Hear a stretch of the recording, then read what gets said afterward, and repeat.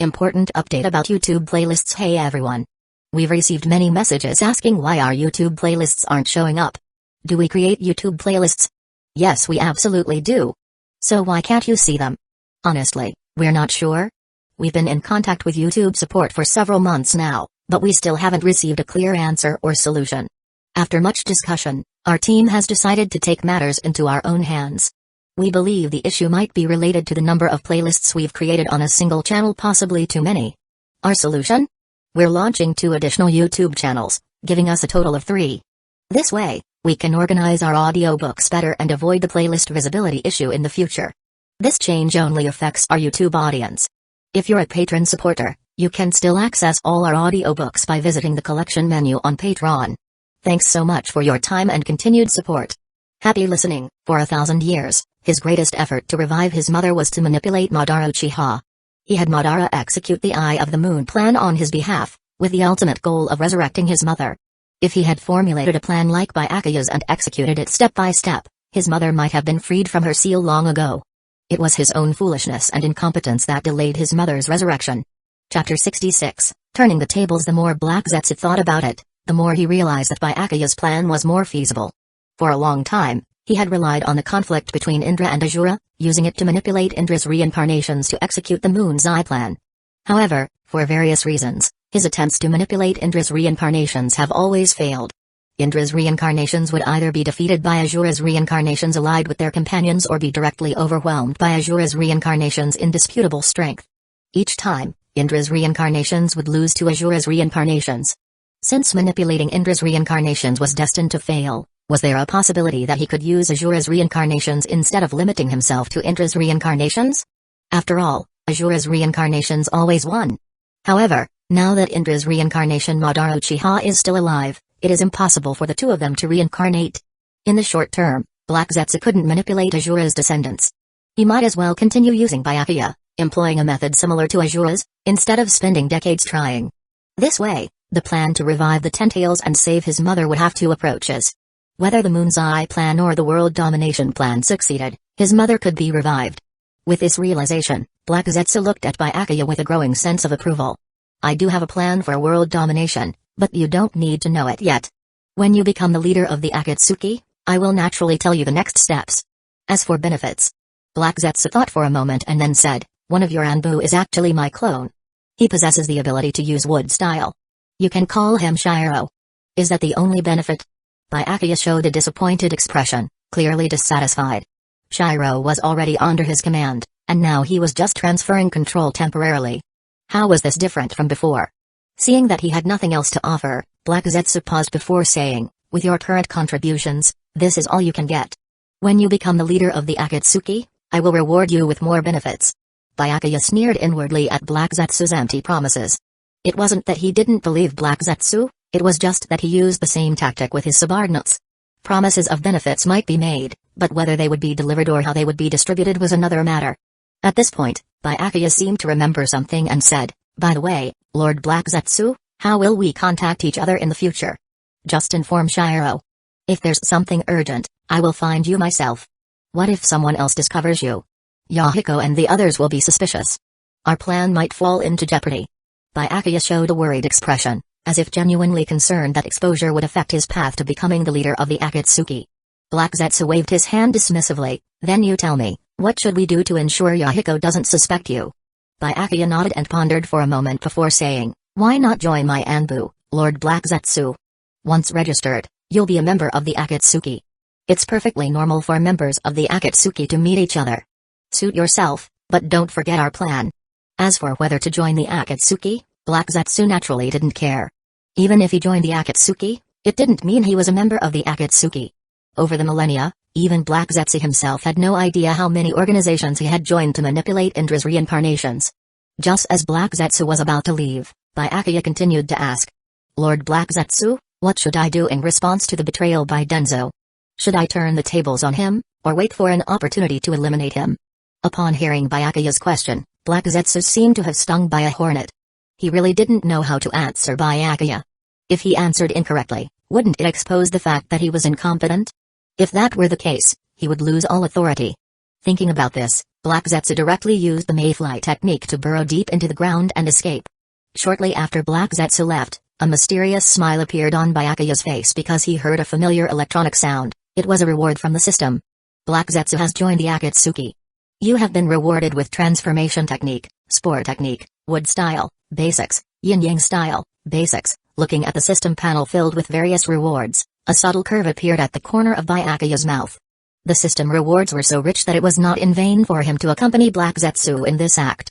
Whether Denzo was using him to provoke conflict between Hidden Rain Village and the Akatsuki, whether Black Zetsu was the next Denzo, or whether the plan for world domination was a deception, none of these mattered to Byakuya. As long as Black Zetsu was willing to join the Akatsuki, that was enough. After putting away his arrogant smile, Byakuya began to count the benefits he had gained this time. The transformation technique was White Zetsu's ability, allowing him to mimic the appearance and even chakra fluctuations of others. Even the Mangekyo Sharingan and Byakugan would find it difficult to see through, making it a powerful transformation technique. Similarly, the spore technique was also native to White Zetsu, allowing him to attach clones to others. As for the basics of wood style and yin-yang style, they were exactly as described. They provided Byakuya with basic versions of these abilities. Wood style came from Black Zetsu, while yin-yang style came from White Zetsu. After confirming the receipt of the rewards, Byakuya immediately felt the transformation effects of wood style and yin-yang style on his body, making his physical qualities stronger than before. As for how strong these rewards were specifically, he would need to find a place without anyone around to test them. After leaving the Akatsuki's base, Black Zetsu returned to the underground space where Madara was. Hiding within the torso of the Jado statue, Black Zetsu did not intervene in the interaction between Indra's reincarnation and Obito this time. Instead, he quietly observed them. Having recruited White Zetsu as a pawn and developed new strategies, Indra's reincarnation was no longer the only piece he could use. Indra's attitude towards Black Zetsu also annoyed him somewhat. He was not Indra's will, but the noble son of Kaguya Otsutsuki. However, he wouldn't show his displeasure, just a bit of sentimentality. At this moment, Madara also noticed Black Zetsu. After dismissing Obito, he walked over and asked, "How are things with Nagato and the Akatsuki?" Black Zetsu calmly replied, "Same as before." Although Nagato and others seemed to have caught the attention of the so-called demigod of the Land of Rain. Demigod of the Land of Rain, you mean that kid Hanzo of the Salamander? He's not a match for Nagato, so there's no need to pay much attention. Having lurked underground for these years, Madara had also heard of Hanzo's reputation. But in Madara's eyes, the title of demigod was just an empty name. Hanzo was no match for Hashirama Senju. "Yes, Lord Madara." Black Zetsu nodded. At this point, Madara seemed to remember something and asked, "By the way, how are things in Hidden Mist Village?" "Obito has almost finished his training. It's time for him to undergo a metamorphosis. Everything is prepared in Hidden Mist Village, ready for your plan at any time." "Good to hear. I'm also looking forward to seeing what kind of Mangekyo Sharingan ability Obito will awaken. Let's see if he's qualified to inherit my name." Chapter 67, Byakuya's Panel Power. After finding a deserted area, Byakuya set up a barrier to block any detection. Once he confirmed that there were no White Zetsu around, he began to practice the system rewards he had just received. Imitating Yahiko's chakra fluctuations, Byakuya performed the disguise technique. Byakuya gradually transformed into Yahiko, not only mimicking his height and appearance but also perfectly matching his chakra fluctuations. Byakuya suspected that even if Konan were standing right in front of him, she wouldn't be able to tell it was a disguise. This was the charm of the White Zetsu version of the transformation technique. As for Nagato, that was a different story. The Rinnegan was too powerful to compete with. After reverting to his original form, Byakuya began practicing the spore technique. After forming seals with his hands, he compressed paper clones to the size of mungbins and hid them in the surrounding forest, making them extremely hard to detect. Byakuya tried to sense them himself and nodded in satisfaction. Without exceptional sensory abilities or dujutsu, it would be difficult to detect the shadow clones hidden using the spore technique. Combined with the disguise technique and mayfly technique, the effect was excellent. Additionally, with White Zetsu's inherent wood style abilities, Byakuya wondered if the previous assessment of White Zetsu's strength was too low. Superb transformation techniques plus the mayfly technique and wood style bloodline, this undoubtedly amounted to Jonin level strength. At least it was much stronger than a certain elite Jonin who only knew how to use vegetation. But then again, not all White Zetsu had this level of power. Among all White Zetsu, perhaps only Shiro had such strength, the others were just simple-minded dummies. Otherwise, the 100,000 White Zetsu army would have flattened the 5 great ninja villages many times over. Suppressing his desire to rant, Byakuya started practicing the third new ability, the legendary wood style, known for bringing peace to chaotic times. Speaking of wood style, Byakuya immediately thought of techniques like Top Transformed Buddha, Flower Tree World Descend, and Wood Dragon and Wood Human techniques. These techniques shared a notable characteristic: they were immensely powerful and didn't require hand seals. Only a hand sign to perform and game is on. Byakuya tried it out, shouting at the air in front of him. Wood style, Top Transformed Buddha technique. Wood style, Flower Tree World Descent. Wood style, Wood Dragon technique. Hearing the echoes in the air, Byakuya felt a bit embarrassed before he began to honestly perform a few simple wood style techniques that appeared in his mind. Techniques like the Four Pillars House technique and Cutting technique. These techniques were successfully performed. Byakuya managed to create a small wooden house with 3 rooms and a living room in the clearing, and a Flower Tree World Descent technique covering the area of a basketball court. The Cutting technique also accurately hit the prey trying to escape in the forest. Cleaning up the traces left by the wood style, Byakuya started a fire to cook, feeling a sense of wonder. The basics of wood style are indeed just basics. Besides a few fundamental wood style techniques, he couldn't use any advanced wood style techniques at all. Of course, this was also because he hadn't mastered Sage Mode. After all, what is truly powerful isn't wood style itself, but Hashirama Senju. Asura's reincarnation combined with Sage Mode trained to its peak earned him the title of the God of Shinobi. With such a skill set and abilities, he could use fire style to incinerate mountains and boil seas. After being underwhelmed by the basics of wood style, Byakuya didn't have high hopes for the basics of yin-yang style, either. It was just as he expected. The basics of yin-yang style he received were only enough for him to create black rods. These black rods were quite handy, even at the final stage, they remained a valuable ability. However, just like wood style, they couldn't be used openly. Although Nagato could also create black rods, it wouldn't make sense for Byakuya to use them more frequently than Nagato. After skinning and bleeding the captured prey, he sprinkled barbecue seasoning on them. As the food was cooking, Byakuya, who hadn't done so in a long time, opened the system panel to see how much his strength had improved.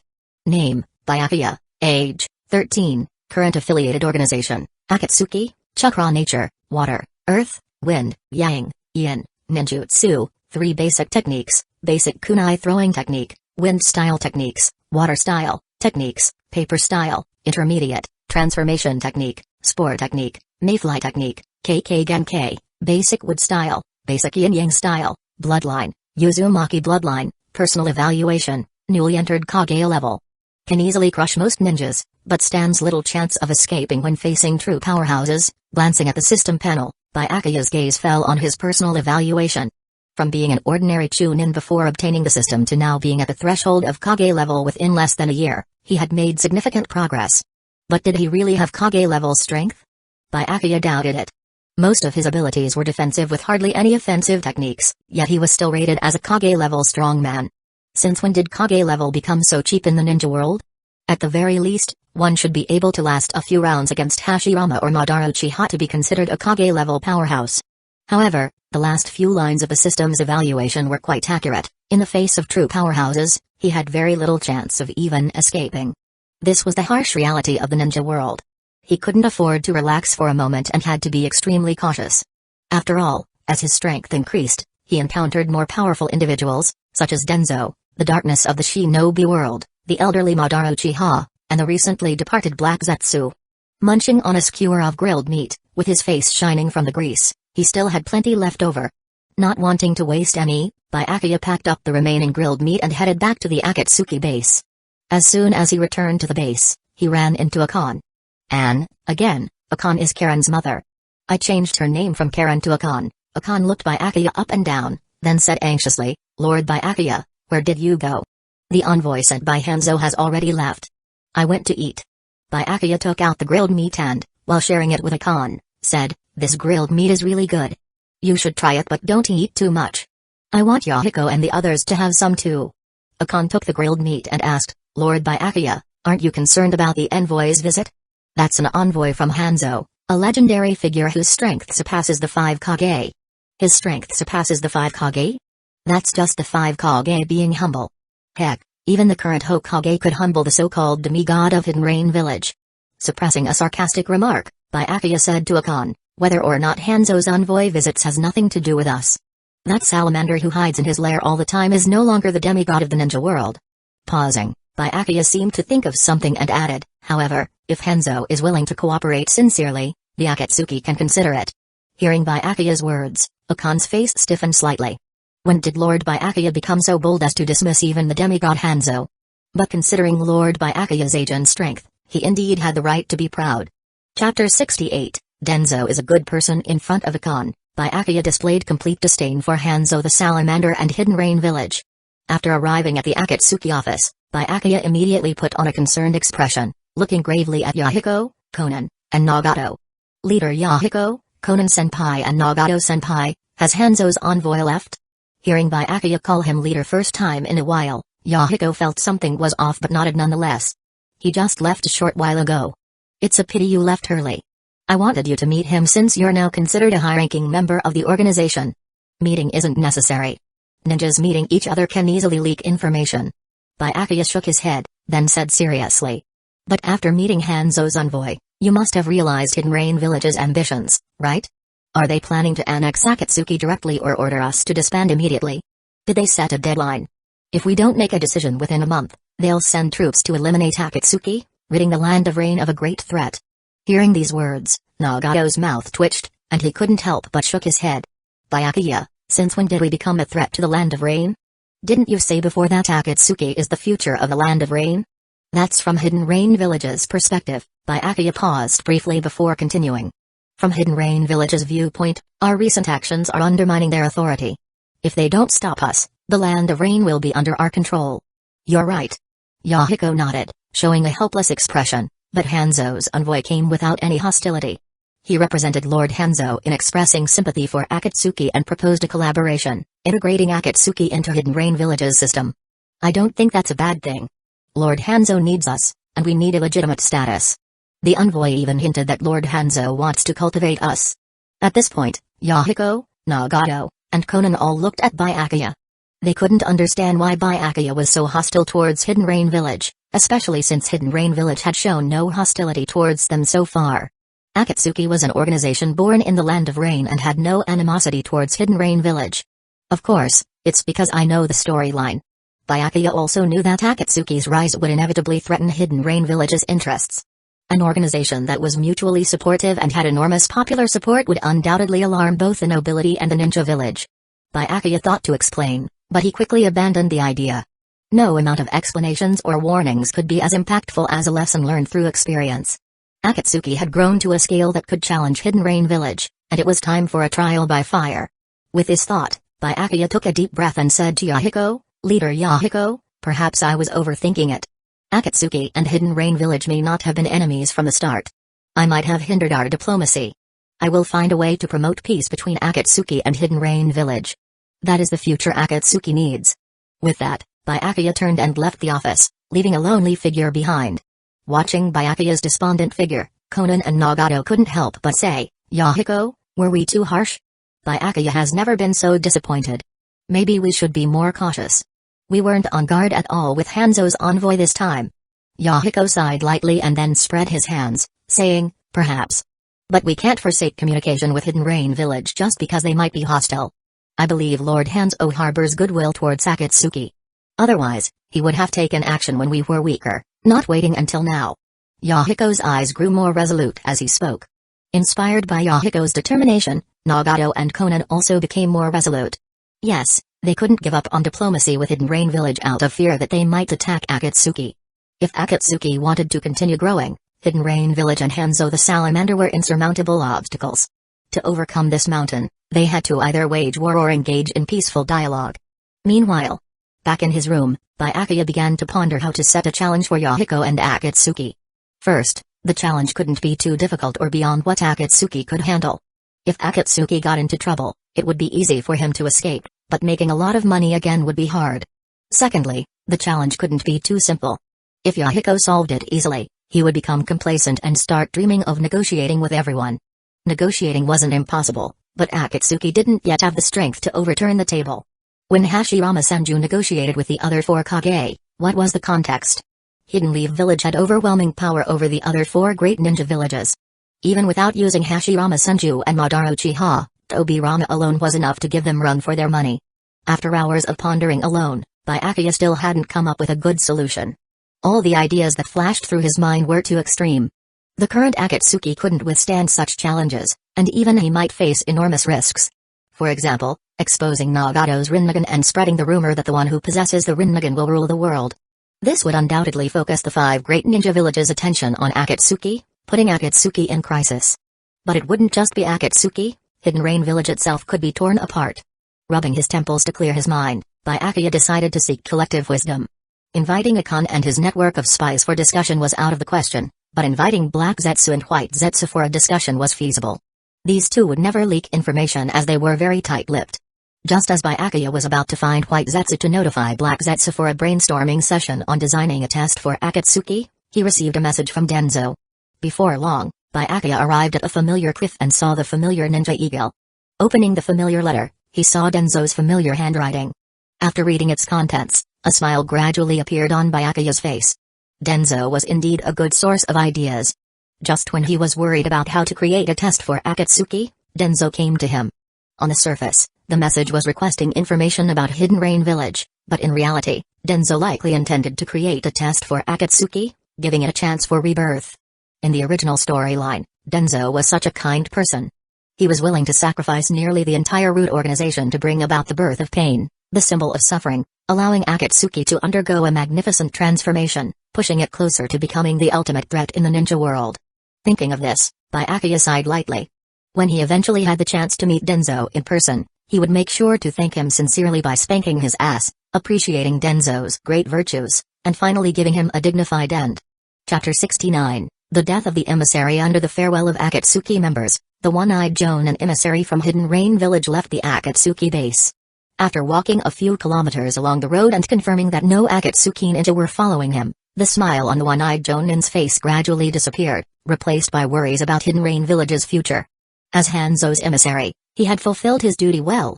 Not only had he delivered Hanzo's personal letter to Akatsuki, but he had also completed an investigation of Akatsuki's leadership and base. The results of the investigation were almost identical to the intelligence Hanzo had received.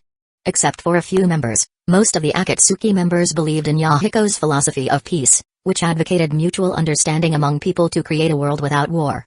The one-eyed Jonin was not very interested in this philosophy. But if Akatsuki, under Yahiko's leadership, could truly implement this philosophy strictly, the time for peace to arrive wouldn't be far off.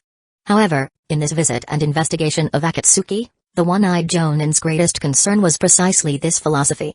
In his view, neither the hawkish Byakuya nor the dozens or hundreds of Akatsuki ninjas were as terrifying as Yahiko's philosophy. The reason was simple. Even if all the Akatsuki members combined were no match for Hanzo, once Yahiko's philosophy and Akatsuki's deeds spread, they would undoubtedly resonate with the people of the Land of Rain. Even the ninjas within Hidden Rain Village would waver and join Akatsuki to realize their desire for peace. Hanzo had noticed this as well. However, Hanzo chose to subdue Akatsuki, intending to incorporate them into Hidden Rain Village's system. But this approach was not without its risks. Given Akatsuki's current ability to inspire, if Akatsuki were truly integrated into Hidden Rain Village, within 3 years, Hidden Rain Village instead would become a subordinate organization of Akatsuki. By then, the Land of Rain might be peaceful, but what about the old guards who had followed Hanzo for over a decade? Having dedicated their youth to the Land of Rain, they had only achieved the rank of Jonin and gained some assets within the country. There was no way they could stand by and watch Akatsuki rise and seize their interests. Thinking of this, the one-eyed Jonin turned to look in the direction of the Akatsuki base, his eyes full of malice, as if looking at dead men. Once he returned, he would immediately report Akatsuki's ambitious intentions to Hanzo and, along with other Jonin, propose the destruction of Akatsuki. As long as Hanzo is willing to attack Akatsuki, everything in Hidden Rain Village will improve. The one-eyed Jonin secretly kept an eye on the Akatsuki base while Ryuma Barame, leading a squad from Root, was following the Jonin. He had received orders from Denzo to kill the one-eyed Jonin on the eve of his return to Hidden Rain Village. The plan was to kill him with explosive tags and frame Akatsuki's Byakuya for it. Ryuma was no stranger to framing missions like this, but assassinating the subordinate of the demigod Hanzo within his territory still made him uneasy. What if Hanzo saw through their plot? Wouldn't Denzo be making another enemy for Hidden Leaf Village? Despite his silent complaints, Ryuma dutifully carried out his mission. However, when he saw the one-eyed Jonin looking at the Akatsuki base with a malicious gaze, Ryuma became suspicious. Could it be that this emissary sent by Hanzo also harbored ill intentions toward Akatsuki? If he took the opportunity to invite the Jonin to cooperate, wouldn't the chances of success be high? It would be a credit to him if it worked. Soon, Ryuma dismissed this absurd idea. He decided it was best not to act independently of Denzo's plan. En route, except for Orochimaru, no one dared to defy Denzo's orders, not even his right-hand man, Ryuma. After tracking for most of the day, the route squad reached the last town outside Hidden Rain Village. Not long after leaving the town, the one-eyed Jonin slowly stopped, drawing the short sword from his waist and staring intensely at the forest behind him. "You've followed me long enough. It's time to show yourselves," he shouted. "If you don't act now, once I'm back in the village, you'll have to face Lord Hanzo. He will ensure you die a very painful death." As he finished speaking, the one-eyed Jonin attacked first. With rapid hand signs, various water-style jutsus poured out, increasing in power due to the rainy environment of the Land of Rain. However, his goal was not to defeat the root squad but to buy enough time. He had sensed the ninja trailing him hours ago and had been delaying until he was close enough to the village to retaliate. Alone, he might not be able to win, but if he could catch Hanzo's attention. Facing the Jonin's water-style attacks, Ryuma's expression changed repeatedly. With his strength, defeating the Jonin one-on-one wouldn't be difficult. But this time, he couldn't expose himself as a hidden leaf village ninja and could only use basic jutsu and taijutsu. In this self-restricted state, even with his subordinates' help, they couldn't subdue the Jonin. If nearby patrolling rain ninja spotted them, they'd have to retreat. At that moment, a strong wind arose in the distance. The wind lifted the water from the ground, breaking the Jonin's water-style defense. A young man then emerged from the forest, swiftly approached the Jonin, and attached dozens of explosive tags. Boom. Boom. Boom. With a series of explosions, the one-eyed Jonin lay on the ground, covered in blood. Ryuma hesitated as he looked at the boy in front of him. "Are you Byakuya?" he asked. The boy shook his head, then dispelled the transformation jutsu, revealing himself. "It's me, you worthless bunch. If I hadn't stepped in, your plan would have failed. Lord Denzo, I failed my mission. Please punish me," Ryuma said with a sigh of relief upon seeing Denzo. He had no desire to face Byakuya again. Their previous encounter had left an indelible nightmare in his mind. If he truly had to face Byakuya again, he might not even have the courage to strike. Denzo snorted and decided to let it slide for now. "We'll deal with your failure after this mission is over. For now, dispose of the body and then join me in waiting for the chaos to unfold in the Land of Rain." Hearing this, Ryuma knew he wouldn't be punished and quickly nodded. "Yes, Lord Denzo." Chapter 70, Accountability from Hanzo. A few minutes later, the patrolling rain ninja found the one-eyed Jonin lying in a pool of blood. After confirming the one-eyed Jonin's identity, the patrolling rain ninja exchanged glances, guarded the scene, and sent someone back to Hidden Rain Village to report the information to the higher-ups. Not long after, Hanzo the Salamander, upon receiving the news, arrived at the scene in the heavy rain.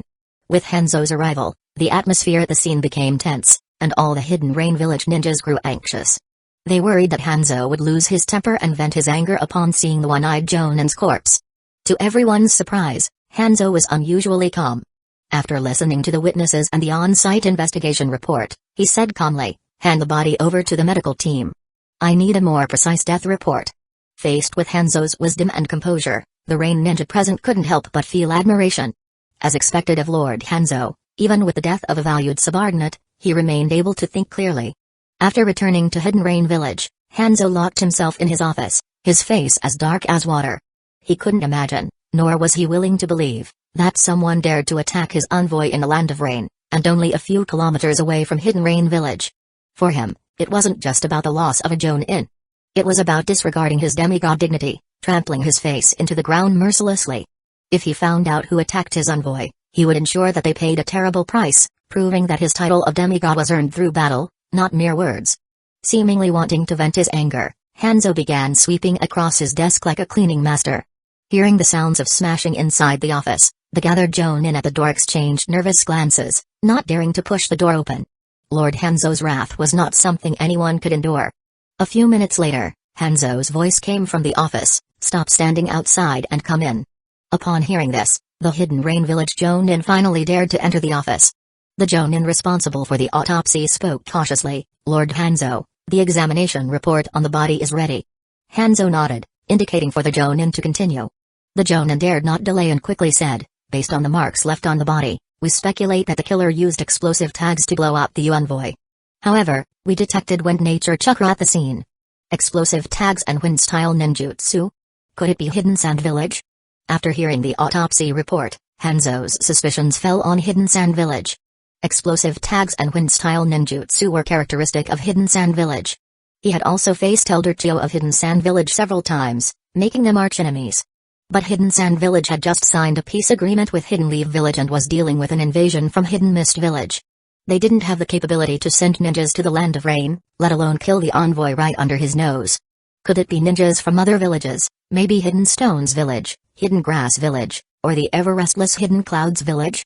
These villages had no interests aligned with Hidden Rain Village. After ruling out the possibility of foreign ninjas one by one, Hanzo asked the Hidden Rain Village Jonin, "Is there anyone in the Land of Rain who is an expert in using explosive tags?"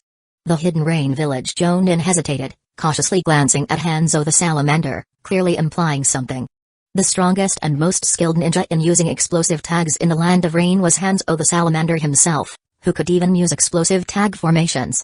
Hanzo's face slightly changed, his gaze becoming dangerous. The Hidden Rain Village Jonin swallowed hard and quickly said, "Lord Hanzo, besides you, the best at using explosive tags in the Land of Rain are Conan and Byakuya of the Akatsuki. They both mastered paper release techniques and have the strength to kill a Jonin." Before the Jonin could finish, Hanzo's face darkened.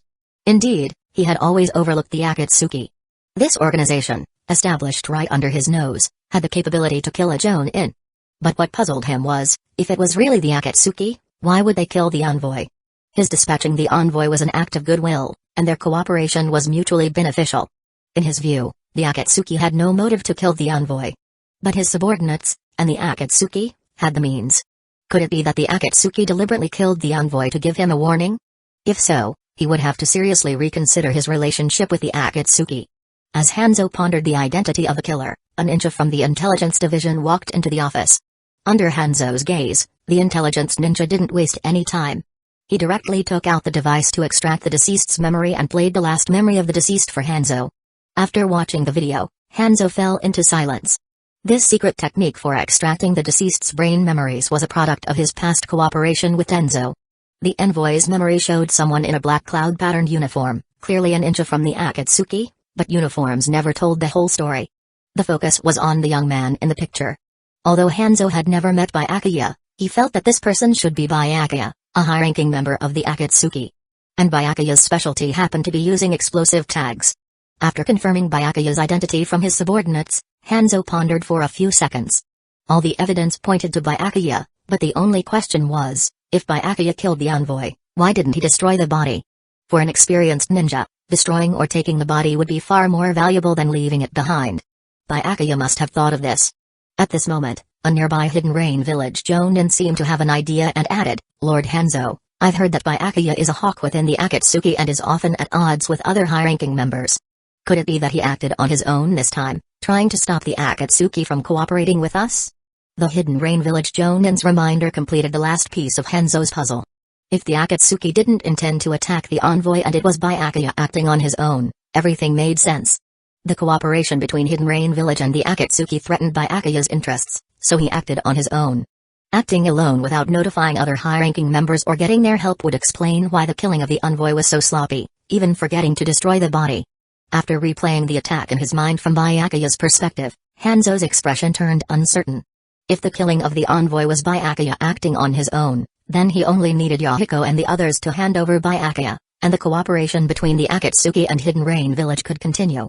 However, the previous terms would need to be revised slightly. With such a reckless individual in their organization, Yahiko and the others must bear the appropriate consequences. As for whether the Akatsuki would refuse to hand over Byakuya, Hanzo never considered it. Compared to Hidden Rain Village, the Akatsuki was as immature as a child. In the presence of adults, a disobedient child either obeys or gets a good beating. The Akatsuki had only two options: hand over the culprit or hand over the beaten-to-death culprit. Chapter 71, It's time for Akatsuki to change. 2 days later. Yahiko once again received emissaries from the Hidden Rain Village. Unlike the last time when they brought goodwill, this time the emissaries arrived with 2 squads, exuding strong hostility in their demeanor.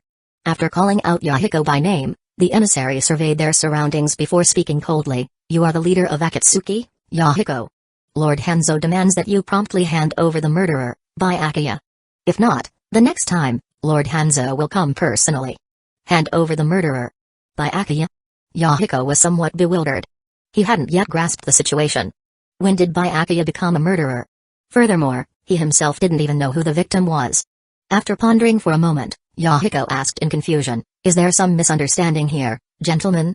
The envoy squad exchanged glances and slammed down wanted posters and investigation reports in front of Yahiko, reminding him, just the day before yesterday, an envoy dispatched by Lord Hanzo to your Akatsuki was ambushed and killed on the way back to the village. The assailant was a ninja from your Akatsuki. Lord Kandachi is dead? On his way back to the Hidden Rain village? Taking the wanted poster, which prominently displayed Byakuya's image and charges, Yahiko frowned deeply and hurriedly replied, "Byakuya couldn't have done this. For these past few days, Byakuya has been at the base without stepping outside even once. He had neither the time nor the motive to attack your village's Jonin." The envoy squad furrowed their brows, seeming unwilling to continue debating with Yahiko, and issued their final ultimatum: "All of this is Lord Hanzo's orders. We are only carrying them out. Lord Hanzo has given a deadline of just 1 day. If we don't see Byakuya by tomorrow, he will personally come to seek an explanation." With that said, the envoy squad turned and set up camp outside the base, clearly intent on achieving their objective no matter what. Seeing the envoy's firm attitude, though filled with doubts, Yahiko suppressed his concerns and returned to the base to conduct a comprehensive investigation. If it wasn't Byakuya, he would certainly reject this confidently. If it truly was Byakuya, Yahiko glanced towards the distant mountains and sighed softly. He seemed uncertain of what to do next. Upon returning to his office, he found that Nagato and Konan, along with other Akatsuki Jonin, had been waiting for quite some time. Seeing Yahiko enter the office with a solemn expression, the Akatsuki Jonin felt a pang of anxiety. They knew that this time, Hanzo's emissaries had come with great force, but they were unsure of the exact details of what had occurred. "Yahiko, this visit from the Hidden Rain village seems ominous. What exactly has happened?" Yahiko first scanned the office. Not seeing Byakuya present, he replied, "Has Byakuya not arrived yet? The Hanzo emissaries have come this time for Byakuya." Related to Byakuya? Nagato, Konan, and the others exchanged glances, taking the wanted poster from Yahiko's hand to finally understand what had transpired. But how did the last envoy from Hanzo end up dead so suddenly, with the blame pinned on Byakuya? While Byakuya's actions were often provocative, he couldn't possibly act so impulsively. He certainly wouldn't attack Hanzo's envoy. Facing his subordinates' questioning gazes, Yahiko produced an investigation report. According to this report from the Hidden Rain village, the cause of death was internal organ rupture caused by explosive tags. Furthermore, evidence found in the victim's memories pointed directly to Byakuya as the culprit. Seeing this evidence, many Akatsuki Jonin fell silent. On the day the envoy visited, Byakuya was the only Jonin who had minimal contact with them. Moreover, Byakuya had always harbored strong hostility towards the Hidden Rain village. Even before the Akatsuki fully formed, Byakuya had considered the Hidden Rain village as a hypothetical enemy. If the last visit by Hanzo's envoy had provoked Byakuya's displeasure, Byakuya might actually have struck against the envoy of the Akatsuki, and Byakuya indeed possessed the capability to do so. Yahiko's expression also became complex. His thoughts were not much different from these Jonin. Because he knew Byakuya well enough, Yahiko understood that Byakuya might really have targeted Hanzo's envoy. Coupled with evidence like explosive tags, his confidence was shaken.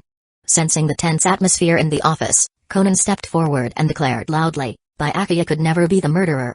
From what I know of Byakuya, if he wanted to kill Hanzo's envoy, he wouldn't use explosive tags, let alone attack directly without even using transformation jutsu." Hearing this, the Akatsuki Jonin nodded involuntarily. Konan's reasoning was sound. Byakuya's character dictated that any ninja he targeted would die mysteriously, possibly disguised as Leaf or Stone Village shinobi, to incite conflict. Moreover, leaving the body intact after killing was not Byakuya's style. Byakuya spared no jutsu or explosive tags in his actions, ensuring there would be nothing left of his victims. At this point, Nagato and others couldn't help but speak up. "Yahiko, we believe Byakuya has been falsely accused. The real culprit must be someone else. As long as we can find the real culprit, we can clear Byakuya's name." Facing his subordinate's statements, Yahiko remained expressionless, sighing helplessly within. In the past, Yahiko might have genuinely sought out the real murderer to prove Byakuya's innocence, reconciling everyone and working together for mutual benefit. But this time, Yahiko felt something amiss from the envoy's attitude. He believed that even if Byakuya was truly innocent, the Hidden Rain Village wouldn't give up pursuing justice. Their target wasn't Byakuya, but the Akatsuki itself. In such a scenario, it seemed the Akatsuki had only two choices. One was to hand over Byakuya, quelling the Hidden Rain Village's anger. The other was to refuse, which would mean preparing to confront the Hidden Rain Village. Honestly, Yahiko didn't want to choose either option. Byakuya was a senior member from the founding days of the Akatsuki and a like-minded companion on its path of development. It could be said that the Akatsuki wouldn't have reached its current state without Byakuya's help. If Byakuya were handed over, would his subordinates rebel? The organization's cohesion would dissipate. Handing over a senior member today would lead to handing over a leader tomorrow, completely betraying the organization's founding principles. If they chose to refuse, did the current Akatsuki have the strength to resist the Hidden Rain Village? This was Hanzo of the Salamander, a demigod ranked equally with the five Kage. In a direct confrontation, the Akatsuki stood no chance. So, was there a third option? Yahiko sank into contemplation, and the office fell into an eerie silence as everyone weighed the pros and cons, hesitant to make a decision. At that moment, the tightly closed door of the office slowly opened. And the one who pushed open the door wasn't anyone else but Byakuya, who had been observing everyone quietly using his spore technique for some time. Since the arrival of Hanzo's emissaries, Byakuya had been aware that he was on the Hidden Rain Village's wanted list and falsely accused as the murderer of the envoy. Yawning, Byakuya lazily remarked, "What are we discussing in this meeting again? It's not another collaboration with the Hidden Rain Village, is it? I'm not interested in these matters. Next time, don't bother calling me." Byakuya's appearance immediately drew everyone's attention. Their gazes were filled with complexity. Just as Nagato and Conan were about to explain the situation, Yahiko raised his hand to stop them, then spoke coldly. "Byakuya, you're just in time. Considering your recent unauthorized actions over the past few months and after our discussion, we have unanimously decided to expel you from the Akatsuki. As of today, you are no longer a member of the Akatsuki. Leave immediately." Upon hearing Yahiko's declaration, the others initially felt a tightening in their chests but quickly understood. Yahiko's apparent expulsion of Byakuya was actually a way to let Byakuya lay low. After Byakuya left, they would officially declare him a rogue ninja, severing ties with both sides. This way, they wouldn't have to hand over Byakuya and could protect the Akatsuki as well. However, Byakuya would have to endure unjust accusations and live the rest of his life as a wanted criminal and rogue ninja, wandering various regions of the ninja world. Byakuya glanced deeply at Yahiko, a hint of relief crossing his eyes. "It's not easy, Yahiko. You've finally learned to be flexible and adaptable, abandoning the idea of sitting down for a proper discussion. But once I become a rogue, the pressure on you as the leader of the Akatsuki will be immense." Moreover, he never intended to defect from the Akatsuki. The idea of a future leader defecting was too impulsive. "Leader Yahiko, isn't kicking me out a bit ruthless? After all, I'm an elder of the Akatsuki. Can't you wait until the organization is about to grow and strengthen before expelling me? Are you going against our previous agreement?" "This has nothing to do with our agreement." Facing Byakuya's unpredictable words, Yahiko felt somewhat helpless.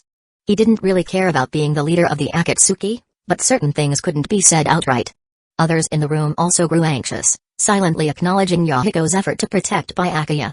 Seeing everyone's growing impatience, Byakuya suddenly smiled, took a seat, picked up the wanted poster from the table, and glanced at it lightly. "My wanted poster, accused of killing the last envoy who came? You've been discussing this trivial matter for so long? And you even want to kick me out of the Akatsuki for it? Why, are you afraid of the Hidden Rain Village?" Without waiting for Yahiko and the others to respond, Byakuya chuckled, All right. I'm just kidding. From your faces and this wanted poster, it seems we are indeed facing a significant crisis. However, hasn't the Hidden Rain Village already provided the solution? They just need to hand me over, and this crisis will be resolved, right? Why complicate things? Isn't it that simple? Besides, I've been longing to visit the Hidden Rain Village, admiring the semi-god of the ninja world for so long. Byakuya's words didn't lighten the mood among the group. Instead, they deepened the atmosphere of seriousness. Everyone knew that handing over Byakuya was the easiest solution, but they tacitly avoided bringing it up. Now that Byakuya, the person directly involved, had brought it up himself, the air grew even heavier. After a moment's silence, Yahiko furrowed his brow and said, Byakuya, you should know the consequences of being handed over. This behavior is too reckless. I cannot allow you to do this.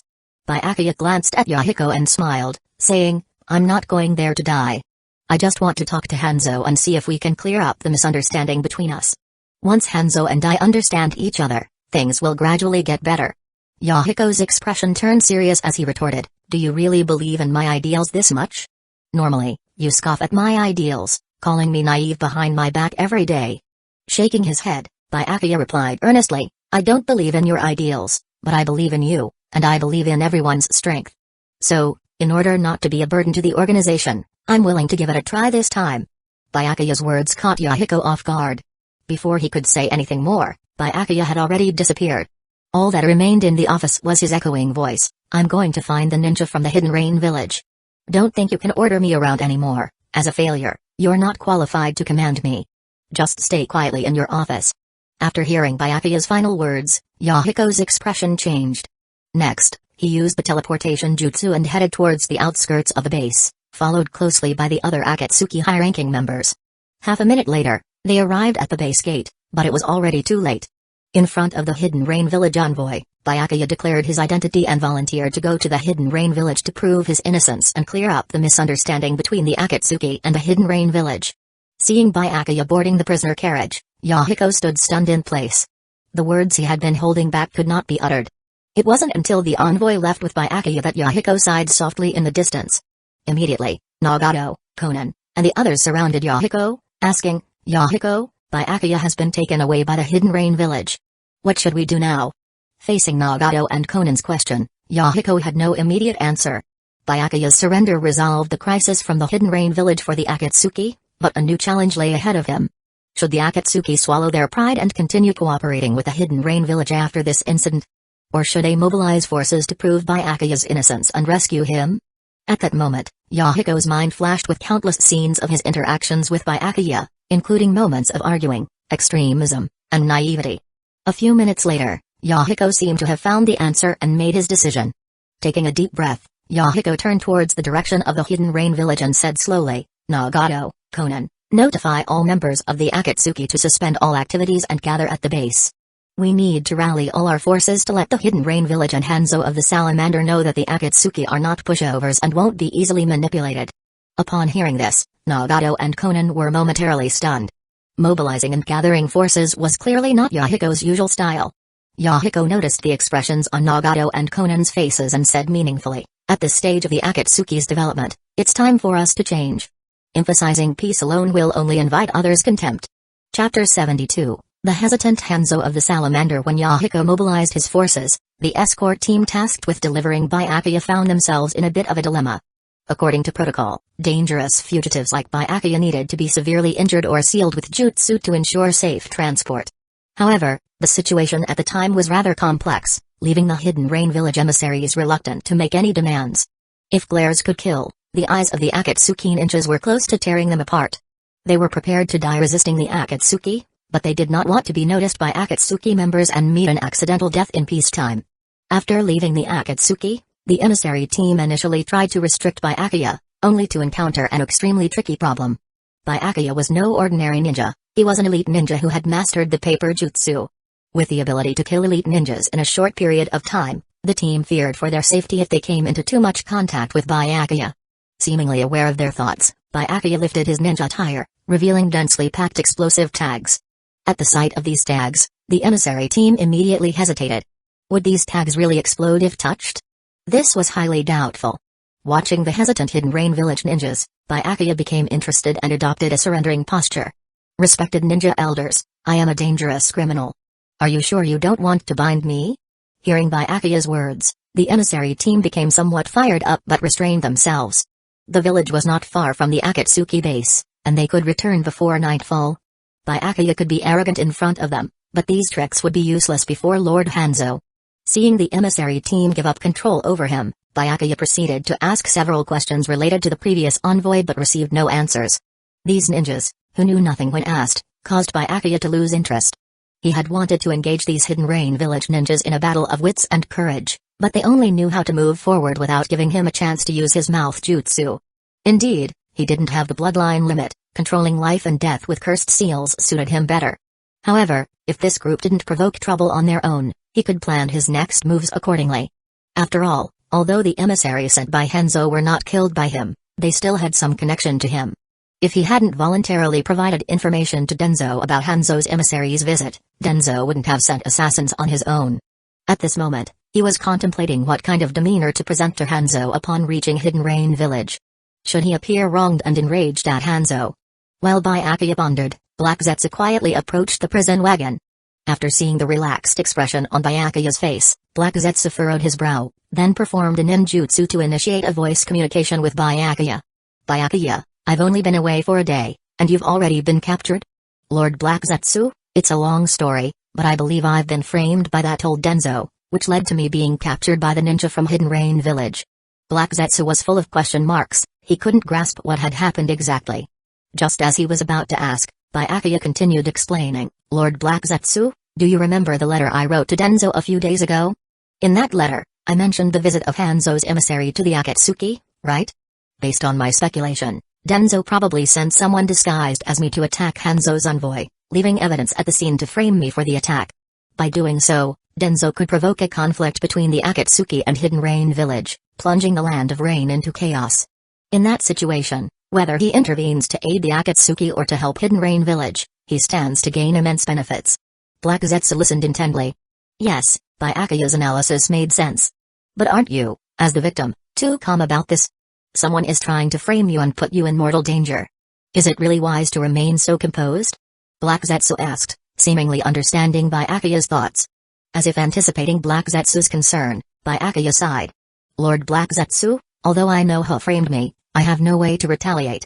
If I expose my collusion with Denzo, the Akatsuki won't tolerate me either. Then, besides Hidden Rain Village, my former comrades will also hunt me down. Seeing Byakuya looking crestfallen, Black Zetsu recalled his own experiences over the millennia and offered a solution. Do you need me to get you out? Dealing with those Hidden Rain Village ninjas wouldn't be too difficult for me. No, forget it. Yahiko and the others may not get along with me, but they'll definitely find a way to rescue me. Byakuya shook his head. Even if Denzo didn't frame me, I would have killed Hanzo's envoy. The Land of Rain isn't big enough to accommodate both the Akatsuki and Hidden Rain Village. Upon hearing this, Black Zetsu was stunned, and his gaze towards Byakuya became more nuanced. So you're not innocent after all. You just had your plans preempted by Elder Denzo. Black Zetsu thought, recalling Byakuya's past methods. He realized he didn't need to worry about Byakuya. This guy was just like him, capable of manipulating people behind the scenes and, most importantly, ambitious. After ensuring his pawn would be safe, Black Zetsu prepared to depart.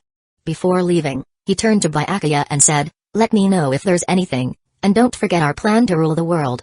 Byakuya nodded in acknowledgement and replied, indeed, there's something I need your help with, Lord Black Zetsu. I want control over Shiro to facilitate communication with my subordinates. Black Zetsu didn't refuse Byakuya's request. Using his Mayfly technique, he located Shiro and had him possess the prison wagon. With everything in place, Black Zetsu vanished underground and headed towards the direction of the Land of Fire. Byakuya was just a pawn he had casually arranged. The truly important pieces were Madara Uchiha and Obito. Only by controlling Madara's successor could the Eye of the Moon plan become safe and reliable. As Black Zetsu's chuck rod disappeared, Byakuya breathed a sigh of relief. Although unsure why Black Zetsu was in such a rush, being scrutinized by such an old schemer still made him uncomfortable. After all, from the storyline's perspective, Black Zetsu's method of controlling 6 paths of pain was truly bizarre. Byakuya didn't know how to defend against it. While such methods surely came with a price, what if they were used against him? Clearing his mind of distractions, Byakuya began issuing orders to Shiro, instructing him to return to their base with his paper clone. After being captured, his Anbu would surely be getting easy. They needed Byakuya to hammer their asses. This journey to Hidden Rain Village was a test for Yahiko and also a test for his spy network subordinates. If they didn't behave, they would lose their value. A few hours later, Byakuya and the emissary team successfully arrived in Hidden Rain Village. Gazing at the steampunk-styled ninja village, Byakuya narrowed his eyes, focusing on the tall tower in the central area of Hidden Rain Village. In the original storyline, Nagato and Conan, who embody gods and angels, often stood atop and overlooked Hidden Rain Village from above, transforming it into a secluded sanctuary. Unfortunately, after the Fourth Great Ninja War ended, due to the absence of strong defenders, Hidden Rain Village descended once more into chaos and became a forsaken land. Seeing a change in Byakuya's expression, a member of the emissary team muttered under their breath, calling him a country bumpkin. Even skilled ninjas from rural areas must be impressed by the magnificent structure birthed under Lord Hanzo's rule. Crossing a gate of steel, the prison cart moved along the main road, with Byakuya aboard. Because of the year-round rain, the air carried a musty smell, and pedestrians were often undernourished to the point of not even being comparable to villagers under Akatsuki's rule. At this moment, a member of the envoy team pointed towards the spacious streets and said to Byakuya, "Take a look, this is the Hidden Rain Village. If you hadn't attacked Lord Kandachi, you could have lived here with the Akatsuki. But now, you're only here to face Lord Hanzo's judgment." Byakuya couldn't be bothered to respond to the member of the envoy team, silently noting the terrain of the Hidden Rain Village in his mind. Sooner or later, he and the Akatsuki would be settling in the Hidden Rain Village, so it was good to become familiar with it in advance. Glancing at the unresponsive Byakuya, the member of the envoy team snorted coldly and stopped bothering further, leading Byakuya toward the Hidden Rain building. Upon arriving at the Hidden Rain building, Byakuya stepped down from the prisoner wagon and, under the escort of the Rain Shinobi, met Hanzo of the Salamander. Hanzo of the Salamander was a lean old man wearing a gas mask. Despite his advanced age, his gaunt face and determined eyes still reflected the vigor of his younger years. The gas mask wasn't for fear of poison from others but to prevent others from being poisoned. Due to the poison sacs sewn into his body, the air exhaled by Hanzo of the Salamander also carried toxins, which could easily harm his teammates. While Byakuya scrutinized Hanzo of the Salamander, Hanzo also observed Byakuya. Although he knew that Byakuya was young, Hanzo was still somewhat surprised to see the teenage Byakuya in person. He was astonished that Byakuya possessed the strength to kill a high-ranking ninja at such a young age. If carefully nurtured, becoming an elite among the Jonin in the future, even becoming my right-hand man, would not be difficult. The Hidden Rain Village also wouldn't need to worry about successors. This sparked a fondness for talent in Hanzo's heart, but ultimately he dismissed the thought. The person Byakuya killed wasn't just anyone, but his right-hand man, a high-ranking ninja he had dispatched, who was not only an envoy but also a descendant of the same clan. Thinking this, Hanzo sighed inwardly and said to Byakuya, "You are Byakuya, aren't you? When you killed my subordinate the night before last, did you ever imagine this moment? The cooperation between me and the Akatsuki is inevitable. Why did you have to interfere?" Byakuya glanced at Hanzo, showing a look of anger. "I didn't kill your subordinate. If I had done it, I wouldn't have left evidence behind." "Maybe so, but right now you're the prime suspect." After a pause, Hanzo continued, "When sending people to capture you from the Akatsuki, I carefully reviewed the intelligence related to you. You grew up as an orphan in the Land of Rain, only joining the Akatsuki within the last 2 years. Unlike other Akatsuki members, you execute missions cleanly and are well regarded among the people of the Land of Rain. However, during the review, I found information regarding Hidden Grass Village. In March of this year, Hidden Grass Village suffered an unidentified attack. The attackers seem to have taken prisoners from the village and the Hidden Grass building was attacked by a mysterious person skilled in explosive tags, who also robbed a large amount of ninja arts. If my guess is correct, that mysterious person must have been you. With the precedent of attacking the Hidden Grass mansion, your act of killing my subordinate Jonin also becomes plausible. You indeed have the courage for it."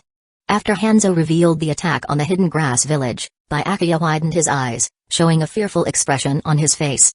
His body couldn't help but tremble, as if all his secrets had been exposed. However, in reality, Byakuya was only slightly surprised that Hanzo had guessed he was behind the attack on the Hidden Grass Village. Nevertheless, regardless of Hanzo's later attitude, he still possessed some investigative ability, which was why he was able to develop the Hidden Rain Village to a point just below the 5 great ninja villages. As for the actions of attacking the Hidden Grass Village, seizing their ninja arts, and rescuing Akan, Byakuya didn't even care. At that moment, besides the maximum security prison housing the ninjutsu, the Hidden Grass Village's ninjas were all weaklings, barely a match for even a single glance from Nagato. Even if Hanzo were to inform the Hidden Grass Village of the news, what difference would it make? Seeing Byakuya trembling in fear, Hanzo inwardly acknowledged his own intimidating presence. However, at that moment, Byakuya composed himself and somewhat indifferently smirked. "If Lord Hanzo believes I killed the messenger, then I cannot defend myself. After all, I am just an ordinary ninja of the Akatsuki.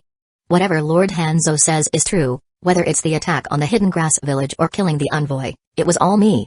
I understand that Lord Hanzo doesn't want to see the rise of the Land of Rain, fearing we might threaten your position." Faced with Byakuya's mocking remarks, Hanzo was momentarily at a loss for words. It seemed like he was only bullying a young boy, accusing him of attacking the Hidden Grass Village and killing his subordinate.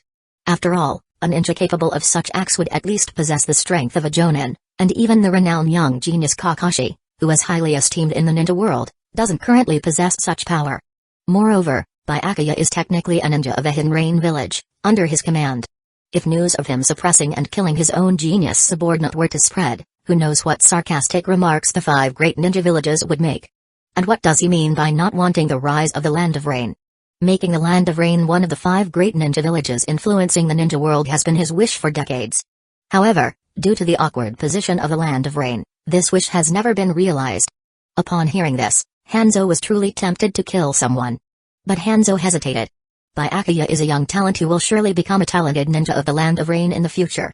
Killing him would be somewhat regretful, but not doing so would damage his reputation as a demigod and fail to satisfy his old subordinates. For a moment, the renowned Hanzo of Salamander didn't know how to deal with Byakuya. After pondering for a moment, Hanzo gave orders to the ninjas beside him, take the criminal Byakuya to the dungeon. I will personally interrogate him later. Chapter 73, Mobilizing the Akatsuki. The base of the Akatsuki. After calling all ninjas to the training grounds and taking attendance, Yahiko finally understood just how powerful the Akatsuki, which had developed over the past year, had become.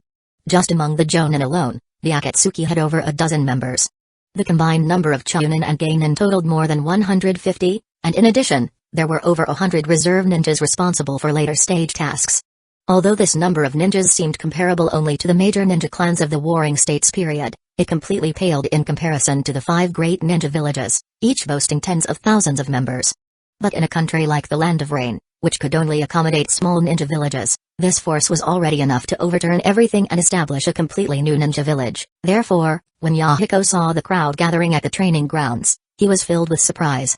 At this moment, the members of the Akatsuki organization were also looking at Yahiko. Their hearts were filled with doubts. Why did leader Yahiko suddenly summon them? Did something major happen within the organization? Facing the skeptical gazes, Yahiko briefly described the general sequence of events. Upon hearing that the senior member Byakuya was taken away by the Hidden Rain Village ninjas, the faces of these Akatsuki ninjas changed color. They turned to Yahiko one after another, their eyes seeming to say, why did you allow Byakuya to be taken away by the Rain Village ninjas? After these thoughts arose in their minds, the crowd began to stir restlessly. Although Byakuya often presented astonishing insights at meetings and liked to slack off and fish in his spare time, he also had the habit of keeping a list of enemies in a little notebook. However, all the seniors in the organization knew that Byakuya's contributions to Akatsuki were irreplaceable. In the early days of the Akatsuki, Byakuya had already gained considerable fame far and wide, as he was the only anomaly in the organization who didn't hesitate to kill, shocking nearby bandits and wandering ninjas. He later resolved the organization's financial crisis and proposed the contribution ranking system. It is said that the establishment of departments like the medical team also had some connection to Byakuya.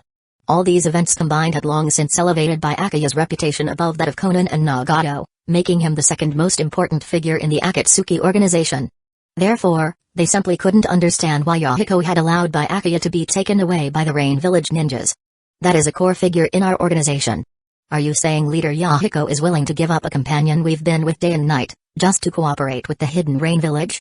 As for Byakuya attacking Hanzo's envoy and disrupting the peace between the Akatsuki and the Hidden Rain Village, they simply don't believe it. This must be a conspiracy by the Hidden Rain Village. If Lord Byakuya had been involved, Hanzo's envoy wouldn't have been left behind in one piece. It's just too obvious to pin the blame. Moreover, they know well the character of the Hidden Rain Village. Most of them were once ninjas of the Hidden Rain Village, and in recent years, the Hidden Rain Village can be said to have fallen apart. Otherwise, they wouldn't have left and chosen to join the relatively unknown Akatsuki. However, out of trust in leader Yahiko, they still maintain restraint, waiting for Yahiko's explanation. Looking at the restless crowd and their questioning gazes, Yahiko actually felt a bit relieved. It seems Byakuya has accumulated considerable respect within the organization. This mobilization will be much easier for him. After all, convincing subordinates to confront the Hidden Rain Village is no easy task. The existence of the semi-god Hanzo of the Salamander in the ninja world is a mountain that ninjas from the Land of Rain find difficult to overcome. At this point, someone cautiously asked, Lord Yahiko, did you just sit back and watch Lord Byakuya being taken away by the Rain ninjas?